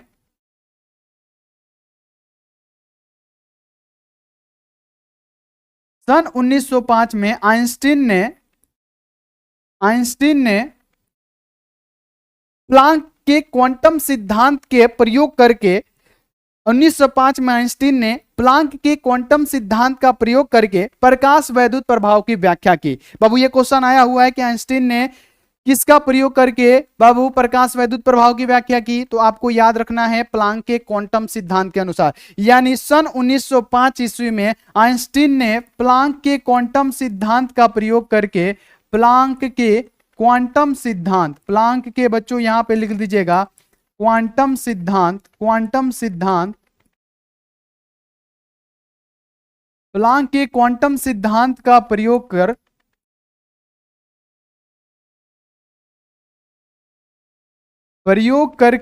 प्लांक के क्वांटम सिद्धांत का प्रयोग करके बाबू प्रकाश वैद्युत प्रभाव की व्याख्या किया, प्रकाश वैद्युत प्रभाव की व्याख्या की।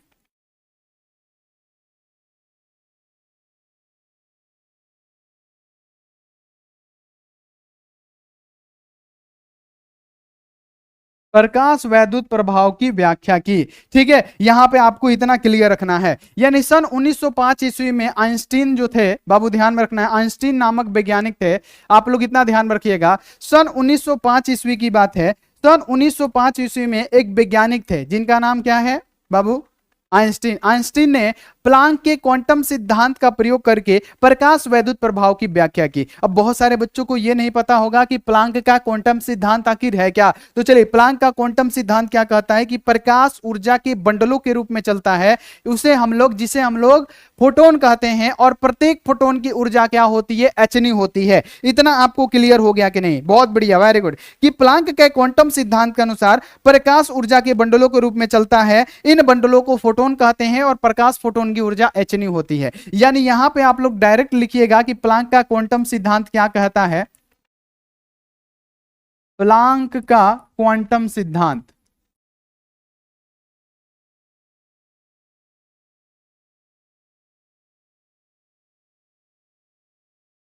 प्लांक का क्वांटम सिद्धांत। तो बाबू साफ साफ लिखिएगा कि प्लांक के क्वांटम सिद्धांत के अनुसार, यानी इसके अनुसार, है ना, इसके यानी मतलब इस सिद्धांत के अनुसार, इसके अनुसार, इसके अनुसार जो प्रकाश होता है बच्चों, प्रकाश ऊर्जा के बंडलों के रूप में चलता है। इसके अनुसार प्रकाश ऊर्जा के बंडलों के रूप में चलता है।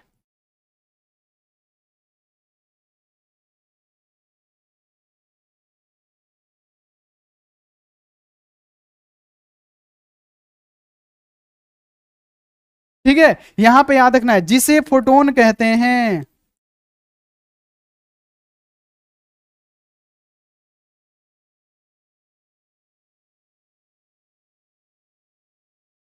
जिसे फोटोन कहते हैं। ठीक है, यहां पे आपको याद रखना है। और प्रकाश फोटोन की ऊर्जा,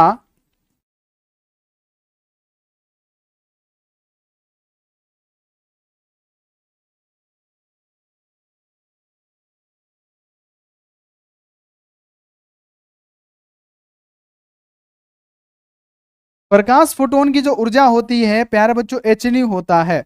यह है प्लांक का क्वांटम सिद्धांत। बच्चों यहां तक आपको क्लियर हो गया। यानी यहां पे आप लोग लिख दीजिएगा E इक्वल टू क्या होता है बच्चों, एच न्यू होता है। यहां तक आपको क्लियर हो गया। यानी अगर आपसे पूछेगा कि आइंस्टीन का प्रकाश वैद्युत प्रभाव समीकरण लिखे और ये 5 नंबर का क्वेश्चन है, किस प्रकार से लिखना है, सबसे पहले लिखिएगा कि सन 1905 ईस्वी की बात है, आइंस्टीन ने प्लांक के क्वांटम सिद्धांत का प्रयोग करके प्रकाश वैद्युत प्रभाव की व्याख्या की। और प्लांक का क्वांटम सिद्धांत क्या कहता है कि जो प्रकाश होता है ऊर्जा के बंडलों के रूप में चलता है, यानी ऊर्जा के छोटे छोटे बंडलों के रूप में चलता है, छोटे छोटे भी लिख सकते हैं, ऊर्जा के छोटे छोटे बंडलों के रूप में चलता है, जिसे हम लोग क्या कहते हैं, फोटोन कहते हैं। और बाबू फोटोन की जो ऊर्जा होती है, प्रकाश फोटोन की जो ऊर्जा होती है क्या होता है, एच न्यू होता है। इतना आप लोग लिख दीजिएगा। अब थोड़ा सा यहाँ पे डायग्राम के माध्यम से समझते चलिएगा। उस टाइम से हम आपको प्रकाश वैद्युत प्रभाव पढ़ा रहे हैं। ये मान लेते हैं प्यारे बच्चों कोई धातु है, ठीक है, मान लेते हैं क्या है, ये धातु है, धातु का सतह है मान लेते हैं, तो इसमें क्या होंगे बच्चों, इलेक्ट्रॉन होंगे। मान लेते हैं क्या है, ये इलेक्ट्रॉन है, ठीक है, बहुत सारे इलेक्ट्रॉन होते हैं। मान लेते हैं कि बहुत सारे इसमें क्या होते हैं बच्चों, इलेक्ट्रॉन होते हैं, ठीक है, बहुत सारे इलेक्ट्रॉन होते हैं। तो बहु प्रकाश वैद्युत प्रभाव का व्याख्या इन्होंने किस प्रकार से किया, तो प्लांक के क्वांटम सिद्धांत के अनुसार किया। ठीक है, तो प्लांक के क्वांटम सिद्धांत के अनुसार क्या होता है कि प्रकाश जो होता है, हमारे प्रकाश जो होता है बाबू ऊर्जा के बंडलों के रूप में चलता है, यानी जिसे हम लोग फोटोन के नाम से जानते हैं। तो मान लेते हैं कि प्यारे बच्चों यहां से क्या आया, प्रकाश आया है ना, प्रकाश आया, और यहां पे मान लेते हैं कि इस इलेक्ट्रॉन के पास आया। ठीक है, यानी प्रकाश हमारा ऊर्जा के बंडलों के रूप में चलता है, और फोटोन की ऊर्जा क्या होती है प्यारे बच्चों, एच न्यू होता है। ठीक है, एच न्यू होता है। ठीक है, अब मान लेते हैं यहां पे एक बात ध्यान रखिएगा कि जब प्रकाश हमारा आया, ठीक है, ये ऊर्जा के बंडलों के रूप में चला, और ये आके क्या हुआ, मान लेते हैं कि इस इलेक्ट्रॉन पे क्या हुआ, आपतित हुआ। और आपको ये बात हम बता दें कि जो प्रकाश जो होता है फोटोन यानी ऊर्जा के बंडलों के रूप में चलता है, जिसे फोटोन कहते हैं, और जिस पे यानी ये एक ही इलेक्ट्रॉन पे पड़ता है, जिस इलेक्ट्रॉन पे पड़ता है ना, उसको क्या करता है, फोटोन पूरा का पूरा ऊर्जा उस इलेक्ट्रॉन को दे देता है। यानी इस इलेक्ट्रॉन पे गिरा तो क्या हुआ, पूरा का पूरा फोटोन इसको ऊर्जा दे दिया, किसको, इस इलेक्ट्रॉन को, है ना। ये नहीं कि जब प्रकाश गिरता है तो फोटोन सबको ऊर्जा दे देता है, ऐसा नहीं। जिस इलेक्ट्रॉन पे फोटोन के कण गिरते हैं, फोटोन अपना अस्तित्व तो मिटा देता है, और पूरा का पूरा ऊर्जा उस इलेक्ट्रॉन को क्या देता है, दे देता है। अब जब पूरा का पूरा ऊर्जा इस इलेक्ट्रॉन को मिल जाता है, तो जो ऊर्जा मिलता है ना बच्चों, ये दो पार्ट में क्या होता है, खर्च होता है। जो ऊर्जा मिलता है, ध्यान में रखना है, जो ऊर्जा इलेक्ट्रॉन को मिलता है, ये दो भाग में क्या होता है प्यारे बच्चों, खत्म होता है, दो भागों में बढ़ जाता है। यानी कैसे, तो बाबू पहला जो मिलेगा, मतलब याद रखना है कि जब इसको पूरा फोटोन का ऊर्जा मिल जाएगा इस इलेक्ट्रॉन को, तो पहला ऊर्जा खत्म होगा बाबू इसको धातु पृष्ठ तक आने के लिए। यह इलेक्ट्रॉन क्या करेगा, सबसे पहले धातु पृष्ठ के पास आएगा, जिस ऊर्जा को हम लोग नाम देंगे क्या बाबू, कार्यफलन। इस ऊर्जा को हम लोग क्या नाम देते हैं, कार्यफलन, जो कि लिखा होगा इधर, है ना, यहां पे बाबू ध्यान रखना है, कार्यफलन, है ना। पहला ऊर्जा जो खत्म होता है कार्यफलन के रूप में खत्म होता है। फिर क्या करेगा, ये इलेक्ट्रॉन क्या करेगा, इस मतलब इसको गतिज ऊर्जा मिलेगी, और ये क्या होगा, उत्सर्जित हो जाएगा यहां से ये इलेक्ट्रॉन। तो ये इस प्रकार से बाबू क्या होता है, इलेक्ट्रॉनों का उत्सर्जन होता है। यहां पे आप लोग ध्यान में रखिएगा। जैसे देखिए कि जब कोई प्रकाश किसी धातु के प्लेट पे गिरता है, तो उसका कोई फोटोन अपने समस्त ऊर्जा को धातु के भीतर उपस्थित किसी इलेक्ट्रॉन को दे देता है। यानी जब प्रकाश फोटोन की ऊर्जा जिस इलेक्ट्रॉन पे गिरी, अगर इस इलेक्ट्रॉन पे गिरा, तो पूरा का पूरा फोटोन क्या करता है, उसी इलेक्ट्रॉन को अपना ऊर्जा दे देता है। जब इसको ऊर्जा मिल जाता है, तो इसका जो ऊर्जा होता है दो भागों में बंटता है। दो भागों में क्या, पहला भाग होता है प्यारे बच्चों कार्यफलन के रूप में, दूसरा होता है इलेक्ट्रॉन की गतिज ऊर्जा। पहला क्या होगा कि जब इसको इस इलेक्ट्रॉन को ऊर्जा मिल जाएगी, तो ये क्या करेगा, धातु की सतह से बाहर निकलेगा। तो पहले ये क्या करेगा कि ये धातु के सतह के पास आएगा ये इलेक्ट्रॉन, जिसे क्या कहेंगे, यहां से यहां तक जो ऊर्जा खत्म हुआ उसे कहते हैं कार्यफलन। यानी कार्यफलन क्या होता है, वह न्यूनतम ऊर्जा जो धातु की सतह से उत्सर्जित होने के लिए बाबू चाहिए उसको। यानी पहला जो ऊर्जा मिला उसको किसके रूप में मिला, कार्यफलन के रूप में, और दूसरा जो उसका ऊर्जा बाबू होता है वो क्या होता है, इलेक्ट्रॉन की गतिज ऊर्जा में खत्म होता है। यानी यहां पे आप लोग साफ साफ देख सकते हैं, और यही आपको लिखना है कि जब किसी प्रकाश किसी धातु की प्लेट पर गिरता है तो उसका कोई फोटोन अपनी समस्त ऊर्जा को धातु के भीतर उपस्थित इलेक्ट्रॉन को दे देता है। इस कारण उस फोटोन का अपना अस्तित्व क्या हो जाता है, समाप्त हो जाता है। इलेक्ट्रॉन इस ऊर्जा को दो भागों में क्या करता है, खर्च करता है, जो कि अभी हमने समझा दिया। यह इलेक्ट्रॉन अपने ऊर्जा को दो भागों में क्या करेगा, खर्च करेगा, जिसे बाबू यहां पे याद रखना है, दो भागों में खर्च करता है। इलेक्ट्रॉन द्वारा ऊर्जा का कुल भाग सतह तक आने वाले वह हो जाता है। यानी यहां पे याद रखना है कि पहला भाग यहां पे सतह तक आएगा जिसे कार्यफलन, और जब निकल जाएगा उसे क्या कहेंगे, गतिज ऊर्जा कहेंगे, जिसे इलेक्ट्रॉन का कार्यफलन कहते हैं। तथा बाकी शेष ऊर्जा इलेक्ट्रॉन को गतिज ऊर्जा के रूप में मिल जाती है। तब इस प्रकार कुल ऊर्जा क्या होगा बाबू, कार्यफलन प्लस इलेक्ट्रॉन की गतिज ऊर्जा। और ये है, फिर इसका हम समीकरण बताएंगे कि किस प्रकार से निकलता है। पहले ये आप लोग समझ लीजिए। पहले इतना क्लियर हो गया कि नहीं, एक बार बताइए, एक बार सभी बच्चे क्लियर है बच्चों? बहुत बढ़िया, very good very good very good. चलिए समझ में आ गया। फिर से समझिए बाबू, ये धातु का सतह है। बाबू आपको पता है कि धातु का सतह है तो प्रकाश से क्या होता है बाबू, प्रकाश क्या होता है, ऊर्जा के बंडलों के रूप में चलता है। ये आया फोटोन, और फोटोन के कण क्या होगा, जिस इलेक्ट्रॉन पे पड़ेगा पूरा का पूरा ऊर्जा इसी को दे देगा। अब ये इस इलेक्ट्रॉन को क्या मिलेगा, ऊर्जा मिल जाएगा। जब इस इलेक्ट्रॉन को ऊर्जा मिल जाएगा तो ये अपना ऊर्जा दो भागों में खर्च करेगा। पहला भाग खर्च करेगा ठीक सतह तक बाहर आने के लिए, ठीक सतह तक आने के लिए, इस इलेक्ट्रॉन को सतह तक आने के लिए उसका पहला ऊर्जा खत्म होगा जिसे कार्यफलन कहेंगे। और जब निकलेगा संपूर्ण जो बचा हुआ ऊर्जा रहेगा वो गतिज ऊर्जा के रूप में क्या होगा, बाहर निकल जाएगा। और यही है प्यारे बच्चों आइंस्टीन का प्रकाश वैद्युत प्रभाव। ठीक है, यहां तक आपको क्लियर हो गया। अब समीकरण की बात करें कि बाबू यहां पे कुल ऊर्जा क्या होता है, यहां पे आप लोग ध्यान में रखना है। कुल ऊर्जा की बात करें, है ना, कुल ऊर्जा प्रकाश फोटोन की जो ऊर्जा होती है E = H होता है। कुल ऊर्जा E क्या होता है प्यारे बच्चों, H होता है ना। तो हमारा कुल ऊर्जा क्या होगा, यहां पे ध्यान रखिएगा, यहां पे कुल ऊर्जा यहां पे क्या होगा बाबू, सभी बच्चे ध्यान में रखिएगा, कुल ऊर्जा हो जाएगा H। यहां पे कुल ऊर्जा हमारा क्या होगा, H। कार्यफलन को किससे डिनोट करते हैं, W से डिनोट करते हैं। प्लस यहां पे गतिज ऊर्जा है, गतिज ऊर्जा को हम लोग यहां पे EK से प्रदर्शित करते हैं। EK से हम लोग गतिज ऊर्जा को प्रदर्शित करते हैं। तो बाबू अगर हम यहां से EK का मान निकाले, अगर हम यहां से EK का मान निकाले तो बाबू क्या होगा, H माइनस W हो जाएगा। इसे हम लोग क्या कहेंगे, समीकरण 1 मानेंगे। इतना आपको क्लियर हो गया कि नहीं, पहली बात बताइए बहु, बताइए इतना क्लियर हो गया कि नहीं। पहला समीकरण मान लिया, बहुत बढ़िया। अब लिखिएगा यदि प्रकाश की आवृत्ति निश्चित आवृत्ति से कम हो तब क्या होगा। फिर यहां पे लिखिएगा कि यदि प्रकाश की आवृत्ति, यदि प्रकाश की आवृत्ति निश्चित आवृत्ति से कम हो, यदि प्रकाश की आवृत्ति, यदि प्रकाश की आवृत्ति, यदि प्रकाश की आवृत्ति निश्चित आवृत्ति से कम हो, निश्चित आवृत्ति से कम हो,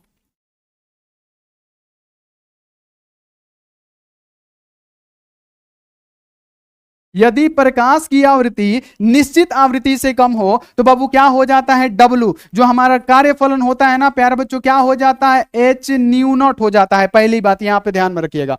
अगर यहां पे रहे कि यदि प्रकाश की आवृत्ति जो है निश्चित आवृत्ति से कम हो तो बाबू प्रकाश को उतना ऊर्जा चाहिए ना, तब तो वो धातु की सतह से निकलेगा। अगर उससे कम हो जाएगा तो कार्यफलन क्या होगा, H0 हो जाएगा। तो बाबू इस W की जगह पे हम लोग क्या लिखेंगे बच्चों, तो इस W की जगह पे हम लोग लिख देंगे H0। यानी यहां पे EK है तो EK = है तो = यहां पे H है तो H माइनस W की जगह पे क्या लिखेंगे, H0। ठीक है, यहां पे आपको ध्यान रखना है। अब यहां पे क्या हो जाएगा बच्चों, EK है तो EK = है तो = अब यहां पे दोनों में H कॉमन है जो कि प्लांक कांस्टेंट होता है, तो यहां पे क्या होगा, न्यू माइनस क्या हो जाएगा, μ0, है ना। और इसे हम लोग क्या कहेंगे, समीकरण 2 कहेंगे। इतना आपको क्लियर हो गया। इसे क्या कहेंगे, समीकरण 2, जो कि बहुत बार आपके एग्जामों में आया हुआ है ये क्वेश्चन, इसीलिए थोड़ा आप लोग इसको ध्यान में रखिएगा। ठीक है बाबू, इतना क्लियर हो गया, इतना क्लियर हो गया। यदि इलेक्ट्रॉन का अधिकतम जो वेग है Vmax हो तो क्या होगा, उसका गतिज ऊर्जा क्या होगा, एक बार बताइए। यदि इलेक्ट्रॉन का अधिकतम वेग क्या हो, Vmax हो, यहां पे लिख दीजिएगा, यदि इलेक्ट्रॉन का अधिकतम ऊर्जा यदि इलेक्ट्रॉन का अधिकतम ऊर्जा, है ना, अब अधिकतम लेंगे, ठीक है, यदि इलेक्ट्रॉन का अधिकतम ऊर्जा क्या हो बच्चों, अधिकतम ऊर्जा क्या हो, V मैक्स हो, तो गतिज ऊर्जा क्या होगा,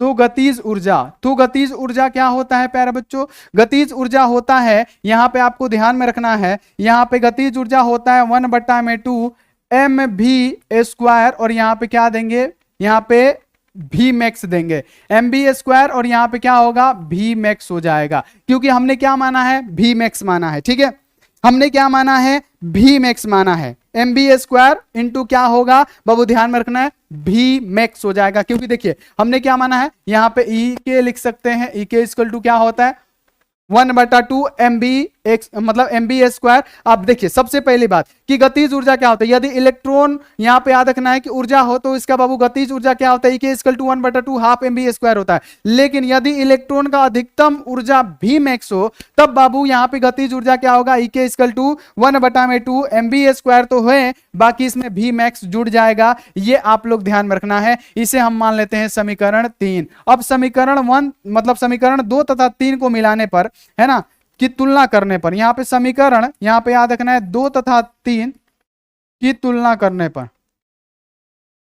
चाहे 3 से लिख दीजिएगा, 2 तथा 3 से, बाबू समीकरण 2 क्या है, H इक्वल टू क्या है प्यारे बच्चों, दोनों में एक ही है, एक ही है, समान हो जाएगा, तो इधर क्या होगा बाबू 1/2 यहां पे हो जाएगा mv², ठीक है, इक्वल टू है तो इक्वल टू, अब भी मैक्स कितना है प्यारे बच्चों, यहां पे याद रखना है कि H और यहां पे क्या है न्यू माइनस क्या हो जाएगा, न्यू नॉट हो जाएगा। अब बाबू यहां पे क्या करेंगे, चूंकि आप लोग लिखिएगा, इधर हम करके लिख देते हैं, चूंकि आपको पता है प्यारे बच्चों कि चूंकि न्यू इक्वल टू क्या होता है, C बटे में लेमडा होता है, तो बाबू इस न्यू की जगह पे क्या लिखेंगे, यहां पे C बटे में लेमडा लिखेंगे, क्या लिखेंगे, C बटे में लेमडा, यानी बाबू हमारा 1/2 इधर क्या है mv² है तो mv² और यहां पे H है तो H, न्यू के जगह पे क्या लिखेंगे बाबू, न्यू इक्वल टू हम C बटे में लेमडा लिख सकते हैं, तो C बटे में लेमडा माइनस यहां पे C बटे में क्या होगा, लेमडा नॉट हो जाएगा। अब बाबू C कॉमन ले लीजिए, यानी क्या होगा 1/2 और इधर mv² है तो mv² इक्वल टू H और दोनों में C कॉमन है तो HC कॉमन ले लीजिए, 1/, में क्या होगा लेमडा माइनस 1/, में लेमडा नॉट, और ये होता है प्यारे बच्चों इसका समीकरण, और यही है पूरे के पूरे 5 नंबर का क्वेश्चन जो आपके परीक्षाओं में लगातार हर बार पूछा जाता है। फिर से इसको समझाएंगे क्योंकि बहुत इंपॉर्टेंट टॉपिक है, यह समझना बहुत ज्यादा जरूरी है, बहुत ही ज्यादा जरूरी है, जो आपके एग्जाम के लिए काफी ज्यादा महत्वपूर्ण है। इसके बाद से एक और टॉपिक बचेगा क्या, डी ब्रोगली तरंगदैर्ध्य, ठीक है, डी ब्रोगली तरंगदैर्ध्य, उसको भी हम लोग समझ लेते हैं और इसका वन शॉट करके अब ऑब्जेक्टिव भी हम लोग नेक्स्ट क्लास में करेंगे। अब बाबू आइंस्टीन का प्रकाश वैद्युत समीकरण क्या कहता है, समझिएगा कि सन 1905 ईस्वी में आइंस्टीन ने प्लांक, है ना, प्लांक ही लिखा हुआ है, यहां पे लिख देते हैं प्लांक, प्लांक के क्वांटम सिद्धांत का प्रयोग करके प्रकाश वैद्युत प्रभाव की व्याख्या की, यानी प्लांक का क्वांटम सिद्धांत क्या कहता है कि इसके अनुसार प्रकाश ऊर्जा के बंडलों के रूप में चलता है जिसे फोटोन कहते हैं, और प्रकाश फोटोन की ऊर्जा hν होती है। और फिर यहाँ पे बाबू आइंस्टीन का प्रकाश वैद्युत समीकरण क्या है, तो आपको ध्यान में रखना है कि ये धातु का सतह है और धातु के सतह में इलेक्ट्रॉन होता है। तो बाबू यहाँ पे आइंस्टीन ने क्या कहा कि जब प्रकाश फोटोन के बंडलों के रूप में चलता है ना, तो जो फोटोन जिस इलेक्ट्रॉन पे पड़ता है, जिस इलेक्ट्रॉन पे आपतित होगा, एक ही इलेक्ट्रॉन पे आपतित होता है, वो जिस इलेक्ट्रॉन पे वो आपतित होगा तो क्या होगा, वो फोटोन अपना पूरा का पूरा ऊर्जा इस इलेक्ट्रॉन को दे देगा, जिस पे भी गिरता है उसको क्या कर देता है, उसको दे देता है पूरा का पूरा अपना ऊर्जा, अपना अस्तित्व मिटा देता है, पूरा का पूरा जब ऊर्जा दे देगा तो बाबू इस इलेक्ट्रॉन को क्या मिलेगा, ऊर्जा मिल जाएगा। जब इस इलेक्ट्रॉन को पूरा ऊर्जा मिल जाएगा तो ये इलेक्ट्रॉन अपना ऊर्जा को 2 भाग में बांटेगा, पहला भाग में बांटेगा कार्यफलन के रूप में और दूसरा गतिज ऊर्जा के रूप में बांटता है। तो कार्यफलन क्या ऊर्जा क्या होगा कि जब ये इलेक्ट्रॉन यहां से धातु की सतह तक आएगा तो वहां तक उसको ऊर्जा चाहिए, तो यहां से यहां तक जो खर्चा करेगा ऊर्जा उसको कहेंगे हम लोग क्या, उसको हम लोग कहेंगे बाबू कार्यफलन। और बाबू जब यहां पे याद रखना है कि जो इसके पास ऊर्जा बचा हुआ है वो क्या होगा, गतिज ऊर्जा के रूप में क्या होगा, निकल जाएगा। ठीक है, यहां तक आपको क्लियर रखना है। फिर यहां पे पूरा थ्योरेटिकल जो है थ्योरी यहां पे पढ़ लेते हैं कि जब कोई प्रकाश किसी धातु के प्लेट पे गिरता है तो उसका कोई फोटोन अपने समस्त ऊर्जा को धातु के भीतर उपस्थित किसी इलेक्ट्रॉन को क्या कर देगा, दे देता है। इस कारण उस फोटोन का अपना अस्तित्व क्या हो जाता है, समाप्त हो जाता है। और इलेक्ट्रॉन इस ऊर्जा को दो भागों में क्या करता है, खर्च करता है। इलेक्ट्रॉन द्वारा खर्च का यानी इलेक्ट्रॉन द्वारा ऊर्जा का कुछ भाग सतह से अपने यहां पे सतह में मतलब सतह तक आने में वह मतलब खर्च हो जाता है। कुछ ऊर्जा सतह तक आने में खर्च हो जाता है और इस ऊर्जा को क्या कहते हैं प्यारे बच्चों, इलेक्ट्रॉन का कार्यफलन कहते हैं। और बाकी का बाकी यहाँ पे शेष ऊर्जा इलेक्ट्रॉन को गतिज ऊर्जा के रूप में क्या होता है, मिल जाता है। यहां तक आपको क्लियर याद रखना है। यानी अगर कुल ऊर्जा की बात करें तो कुल ऊर्जा मिल रहा है एच न्यू, जिसमें बाबू कार्यफलन के रूप में भी खर्च हो रहा है। क्या हो रहा है बच्चे, कार्यफलन के पूरा ऊर्जा एच न्यू क्या हो रहा है, कार्यफलन के रूप में भी और गतिज ऊर्जा के रूप में भी। तो गतिज ऊर्जा एक इक्वल टू निकालेंगे तो क्या होगा, कुल ऊर्जा में से हम लोग कार्यफलन घटा लेंगे, इसे समीकरण 1 मान लेंगे। फिर लिखेंगे कि यदि प्रकाश की आवृत्ति क्या हो, निश्चित आवृत्ति से कम हो तो क्या होगा बच्चों, तब क्या होगा, W इक्वल टू क्या होगा, एच न्यू नॉट हो जाएगा। इस W की जगह पे हम लोग क्या करेंगे, एच न्यू नॉट डाल देंगे। तो बाबू यहाँ पे क्या होगा, एच कॉमन है तो ले लिए, न्यू माइनस न्यू नॉट हो गया, समीकरण 2 मान लिए। फिर लिखेंगे कि यदि इलेक्ट्रॉन का अधिकतम ऊर्जा V मैक्स हो तो बाबू गतिज ऊर्जा को E से सूचित करते हैं। तो E इक्वल टू क्या होता है, हाफ mv² होता है। लेकिन V मैक्स माना है तो हमने V मैक्स लिख दिया। तो समीकरण इसे 3 मान लेंगे ठीक है। तो बाबू समीकरण 3 मानेंगे तो समीकरण 1 तथा 3 से करेंगे तो बाबू ई के सम में समान है तो ई के लिखिए या मत लिखिए। यहाँ पे क्या हुआ, mv² इक्वल टू क्या होगा, H nu minus nu naught, तो H nu minus nu naught, यानी ये सेव का तेव रहेगा। और चूंकि आपको पता है कि न्यू इक्वल टू क्या होता है, सी बटे में लेमडा होता है, तो वो न्यू इक्वल टू सी बटे में लेमडा, इस न्यू की जगह पे सी बटे में लेमडा लिख दिए। न्यू नॉट था तो क्या, सी बटे में न्यू नॉट। बाबू एच सी यानी एच है, सी यहाँ से क्या हो जाएगा बाबू, कॉमन हो जाएगा तो एच सी। यहाँ पे क्या हो जाएगा प्यारे बच्चों, तो ध्यान में रखना है 1 माइनस मतलब 1 बटे लेमडा माइनस 1 बटा में लेमडा न्यू नॉट। और ये हमारा क्या है बाबू, समीकरण है। और इसे आप लोग याद रखिएगा, ये मत कीजिएगा कि सर आपने इसको नहीं पढ़ाया। ठीक है, ठीक है, यहां तक आपको पूरा का पूरा क्लियर हो गया प्यारे बच्चों। इसका सूत्र भी आप लोगों ने क्या किया बाबू, उत्सर्जन भी पढ़ लिया, सूत्र भी पढ़ लिया, निगमन भी पढ़ लिया। और ये टोटल 5 मार्क्स का आता है हर साल, तो इसे आप लोग ध्यान में रखिएगा। ठीक है थोड़ा गले में दिक्कत है तो पानी पीना ही पड़ता है। ठीक है, हम पानी पीते हैं, उसके बाद से हम आपको बताते हैं क्या कि बाबू डी ब्रोगली तरंगदैर्ध्य क्या है। चलिए प्यारे बच्चों, अगला हेडिंग डालिए डी ब्रोगली तरंगदैर्ध्य, जो कि आपकी फाइनल बोर्ड परीक्षा के लिए काफी ज्यादा महत्वपूर्ण है। सभी बच्चे क्या करिए, हेडिंग डालिए डी ब्रोगली तरंगदैर्ध्य। आइंस्टीन का हम लोग प्रकाश वैद्युत प्रभाव और समीकरण अभी जाना हमने बहुत अच्छी तरीके से सीखा पीछे।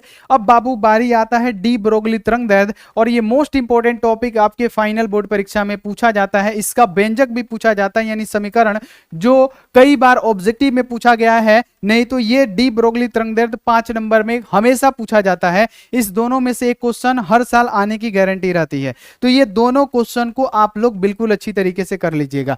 चलिए हम लोग शुरू करते हैं, डी ब्रोगली तरंगदैर्ध्य क्या है। ठीक है, डी ब्रोगली तरंगदैर्ध्य, सबसे पहले यहां पे क्वेश्चन ऑब्जेक्टिव ये बनता है कि द्रव्य तरंग की परिकल्पना किसने किया। तो आपका आंसर आना चाहिए कि द्रव्य तरंग की परिकल्पना डी ब्रोगली ने किया। डी ब्रोगली तरंग सिद्धांत क्या है, तो बाबू याद रखना है कि 1924 में एक वैज्ञानिक थे, ध्यान में रखिएगा 1924 की बात है। फ्रांस के एक वैज्ञानिक थे और फ्रांसीसी वैज्ञानिक का नाम क्या था बाबू, डी ब्रोगली। और डी ब्रोगली ने अपना एक सिद्धांत दिया जिसे डी ब्रोगली सिद्धांत कहा जाता है।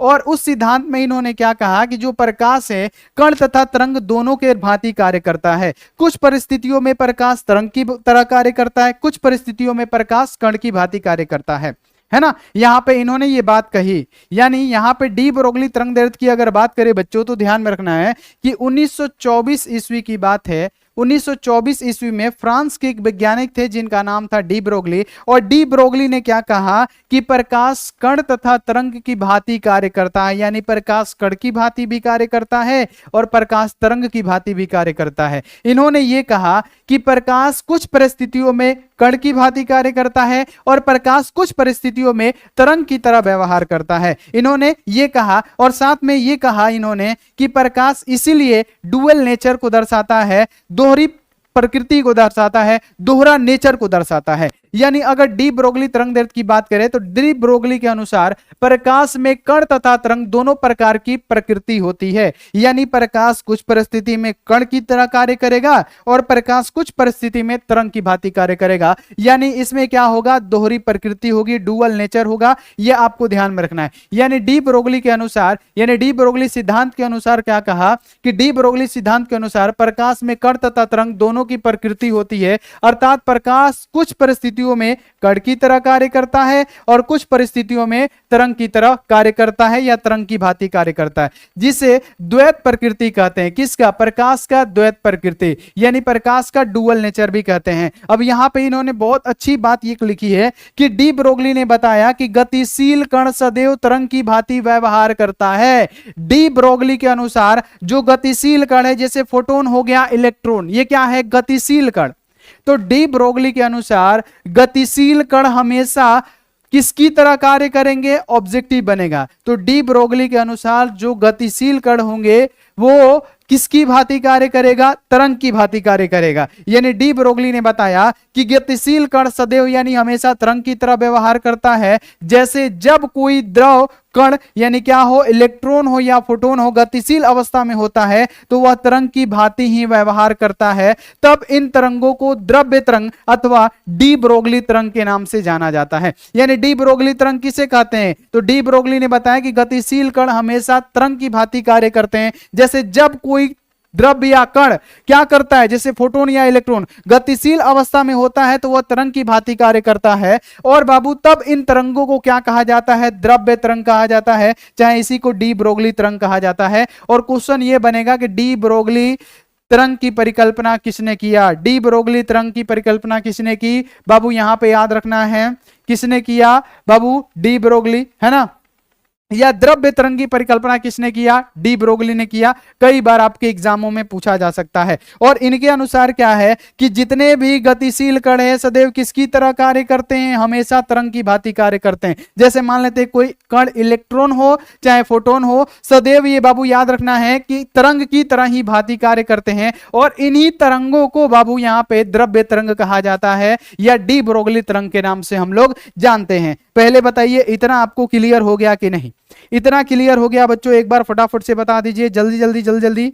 चलिए सभी बच्चे, तब बाबू यहां पे अब एक और हेडिंग डालिए, यहां पे डी ब्रोगली तरंगदैर्ध्य का व्यंजक, जल्दी जल्दी डालिए, डी ब्रोगली तरंगदैर्ध्य का व्यंजक प्राप्त करें। बहुत इंपॉर्टेंट है, लास्ट टॉपिक है, यही इतना ही पढ़ना है आपके एग्जाम के लिए, ठीक है। डी ब्रोगली तरंगदैर्ध्य का व्यंजक, बाबू डी ब्रोगली तरंगदैर्ध्य का व्यंजक प्राप्त करने से पहले आपको हमने प्लांक का क्वांटम सिद्धांत पढ़ाया था।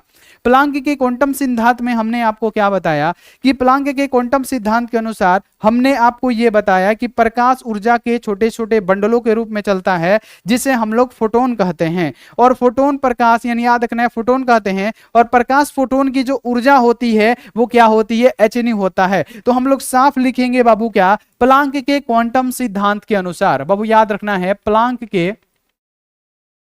क्वांटम सिद्धांत के अनुसार,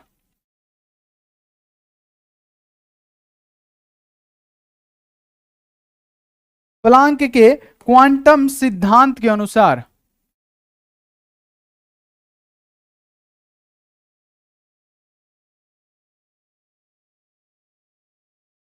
प्लांक के क्वांटम सिद्धांत के अनुसार प्रकाश फोटोन की ऊर्जा क्या होती है, फटाफट से बताइएगा। प्रकाश फोटोन की ऊर्जा,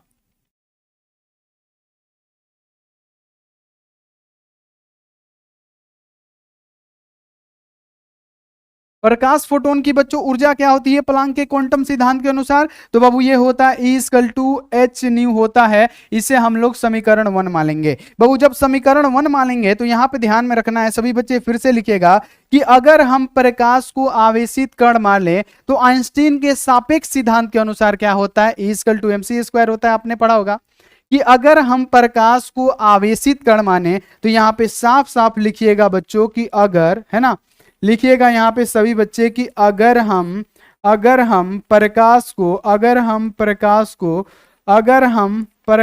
को आवेशित कण माने, बाबू अगर हम प्रकाश को आवेशित कण माने, है ना, अगर हम प्रकाश को आवेशित कण माने तो अगर हम प्रकाश को आवेशित कण माने तो आइंस्टीन के, है ना, तो आइंस्टीन के सापेक्ष सिद्धांत के अनुसार, सापेक्ष सिद्धांत के अनुसार, आइंस्टीन के सापेक्ष सिद्धांत के अनुसार, सिद्धांत के अनुसार प्यारे बच्चों क्या होता है आप बताइए। आइंस्टीन के सापेक्ष सिद्धांत के अनुसार क्या होगा बच्चों? आइंस्टीन के सापेक्ष सिद्धांत के अनुसार होता है E इक्वल टू mc², जिसे हम लोग क्या कहेंगे, समीकरण 2 कहेंगे। सिर्फ देखते रहिए, अभी आपको पूरा का पूरा क्लियर हो जाएगा, मजा भी आएगा, ठीक है।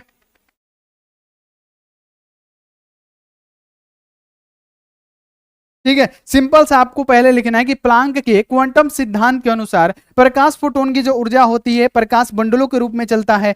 पर मतलब प्लांक का क्वांटम सिद्धांत ये ना कहता है कि प्रकाश ऊर्जा के छोटे छोटे बंडलों के रूप में चलता है और इन्हीं को हम लोग फोटोन कहते हैं, और प्रकाश फोटोन की जो ऊर्जा होती है hν होती है। फिर लिखिएगा कि अगर हम प्रकाश को आवेशित कण माने तो आइंस्टीन के सापेक्ष सिद्धांत के अनुसार क्या होता है, E इक्वल टू mc², जो कि आपने पढ़ा होगा। फिर हम लोग लिखेंगे कि दोनों परिस्थितियों में इसका ऊर्जा ही निकाला है, इधर भी इधर भी, तो हम लोग लिखेंगे क्या बच्चों कि समीकरण 1 तथा 2 को मिलाने पर, समीकरण 1 तथा 2 से लिखेंगे, तथा हम लोग लिखेंगे 2 से, समीकरण 1 तथा 2 से प्यारे बच्चों क्या होगा, थोड़ा सा यहां पे समझने की कोशिश करिएगा। यहां पे क्या होगा, दोनों परिस्थितियों में हमने क्या निकाला है, E, तो यहां पे बाबू सबसे पहले E इक्वल टू क्या है, mc² है, तो ये mc² बराबर होगा किसके, तो यहां पे ध्यान रखना है hν के, तो हमने लिख दिया hν के बराबर होगा। अगर हम यहां पे mc² है और hν है, तो अगर हम यहां से m का वैल्यू निकाले तो क्या होगा बच्चे,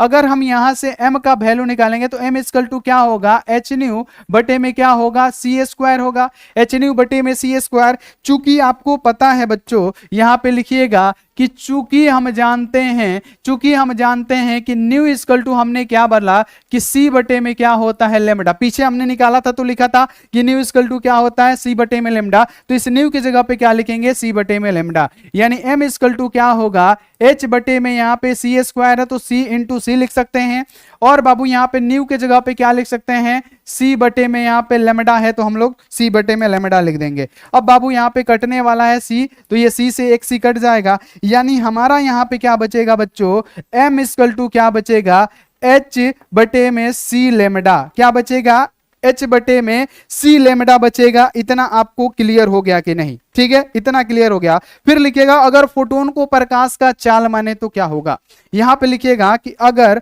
फोटोन को प्रकाश का चाल माने, है ना, अगर फोटोन को प्रकाश का चाल माने तो यहां पे क्या होगा, p इक्वल टू क्या होगा, उसका संवेग m भी होता है, यानी क्या होगा, m इंटू सी, क्योंकि प्रकाश का चाल माने हैं तो p इक्वल टू क्या होगा, m इंटू सी हो जाएगा। तो बाबू यहां पे याद रखना है कि यहां पे हमने क्या माना है, P equal to m into c माना है। तो बाबू यहां पे हम लोग क्या करेंगे, सिंपल सी बात है, ये जो m है ना, इस m का वैल्यू इतना आया हुआ है तो हम रख देंगे, यानी P इक्वल टू क्या होगा, m का वैल्यू कितना आया है तो h बटे में यहाँ पे क्या आएगा, c लेमडा इंटू क्या होगा प्यारे बच्चों, c हो जाएगा, इंटू क्या होगा बच्चों, c हो जाएगा। अब बाबू यहाँ पे ध्यान में रखना है कि c से c तो हमारा कट जाएगा, है ना, c से c हमारा क्या होगा, कट जाएगा, तो यहाँ पे क्या बचेगा, यहाँ पे h बटे में लेमडा बचेगा, ठीक है, यहाँ पे h बटे में लेमडा, ठीक है, यहाँ पे आपको क्लियर हो रहा है ना बहु, पहली बात h बटे में लेमडा बचेगा। देखिए यहां से ये c और ये c कट गया तो P इक्वल टू क्या बचा, h बटे में लेमडा बचा, है ना, h बटे में क्या बचा, लेमडा बचा। तो अगर हम बाबू लेमडा का मान निकालेंगे, क्योंकि डी ब्रोगली तरंग दैर्ध्य पढ़ रहे हैं, तो अगर हम यहां से लेमडा का मान निकालेंगे बच्चों तो लेमडा इक्वल टू क्या होगा, यहाँ पे h बटे में p हो जाएगा, तो यहाँ पे हम लोग लिख देंगे h बटे में p। फिर लिखिएगा कि चूंकि p इक्वल टू क्या होता है, m इंटू v होता है संवेग, यानी लेमडा इक्वल टू क्या होगा, h बटा m और v हो जाएगा। और क्या यही है डी ब्रोगली तरंग दैर्ध्य, तो बिल्कुल यही डी ब्रोगली तरंग दैर्ध्य का व्यंजक है, lambda equal to h by M V. ये क्या होता है बाबू, यहाँ पे ध्यान में रखना है, ये होता है डी ब्रोगली तरंग दैर्ध्य का व्यंजक। तो ये आप लोगों ने डी ब्रोगली तरंग दैर्ध्य का व्यंजक भी प्राप्त कर लिया, और यहीं पे होता है हमारा क्लास समाप्त। जितने भी इंपॉर्टेंट टॉपिक थे उन सारे टॉपिकों को हमने बता दिया। तो सभी बच्चे एक बार दिल खोल के वीडियो को लाइक करिए, तो जितने भी सारे बच्चे हैं सभी बच्चे वीडियो को एक बार प्लीज लाइक करिए, और चैनल चैनल को फटाफट से आप लोग सब्सक्राइब करके बेल नोटिफिकेशन को आप लोग ऑल पे दबाइए और बताइएगा कि ये क्लास आपको कैसा लगा। तो चलिए बाबू, मिलते हैं अगली क्लास में। आप लोग अपना ध्यान रखिए, मन लगा के पढ़ाई करिए। Take care and bye.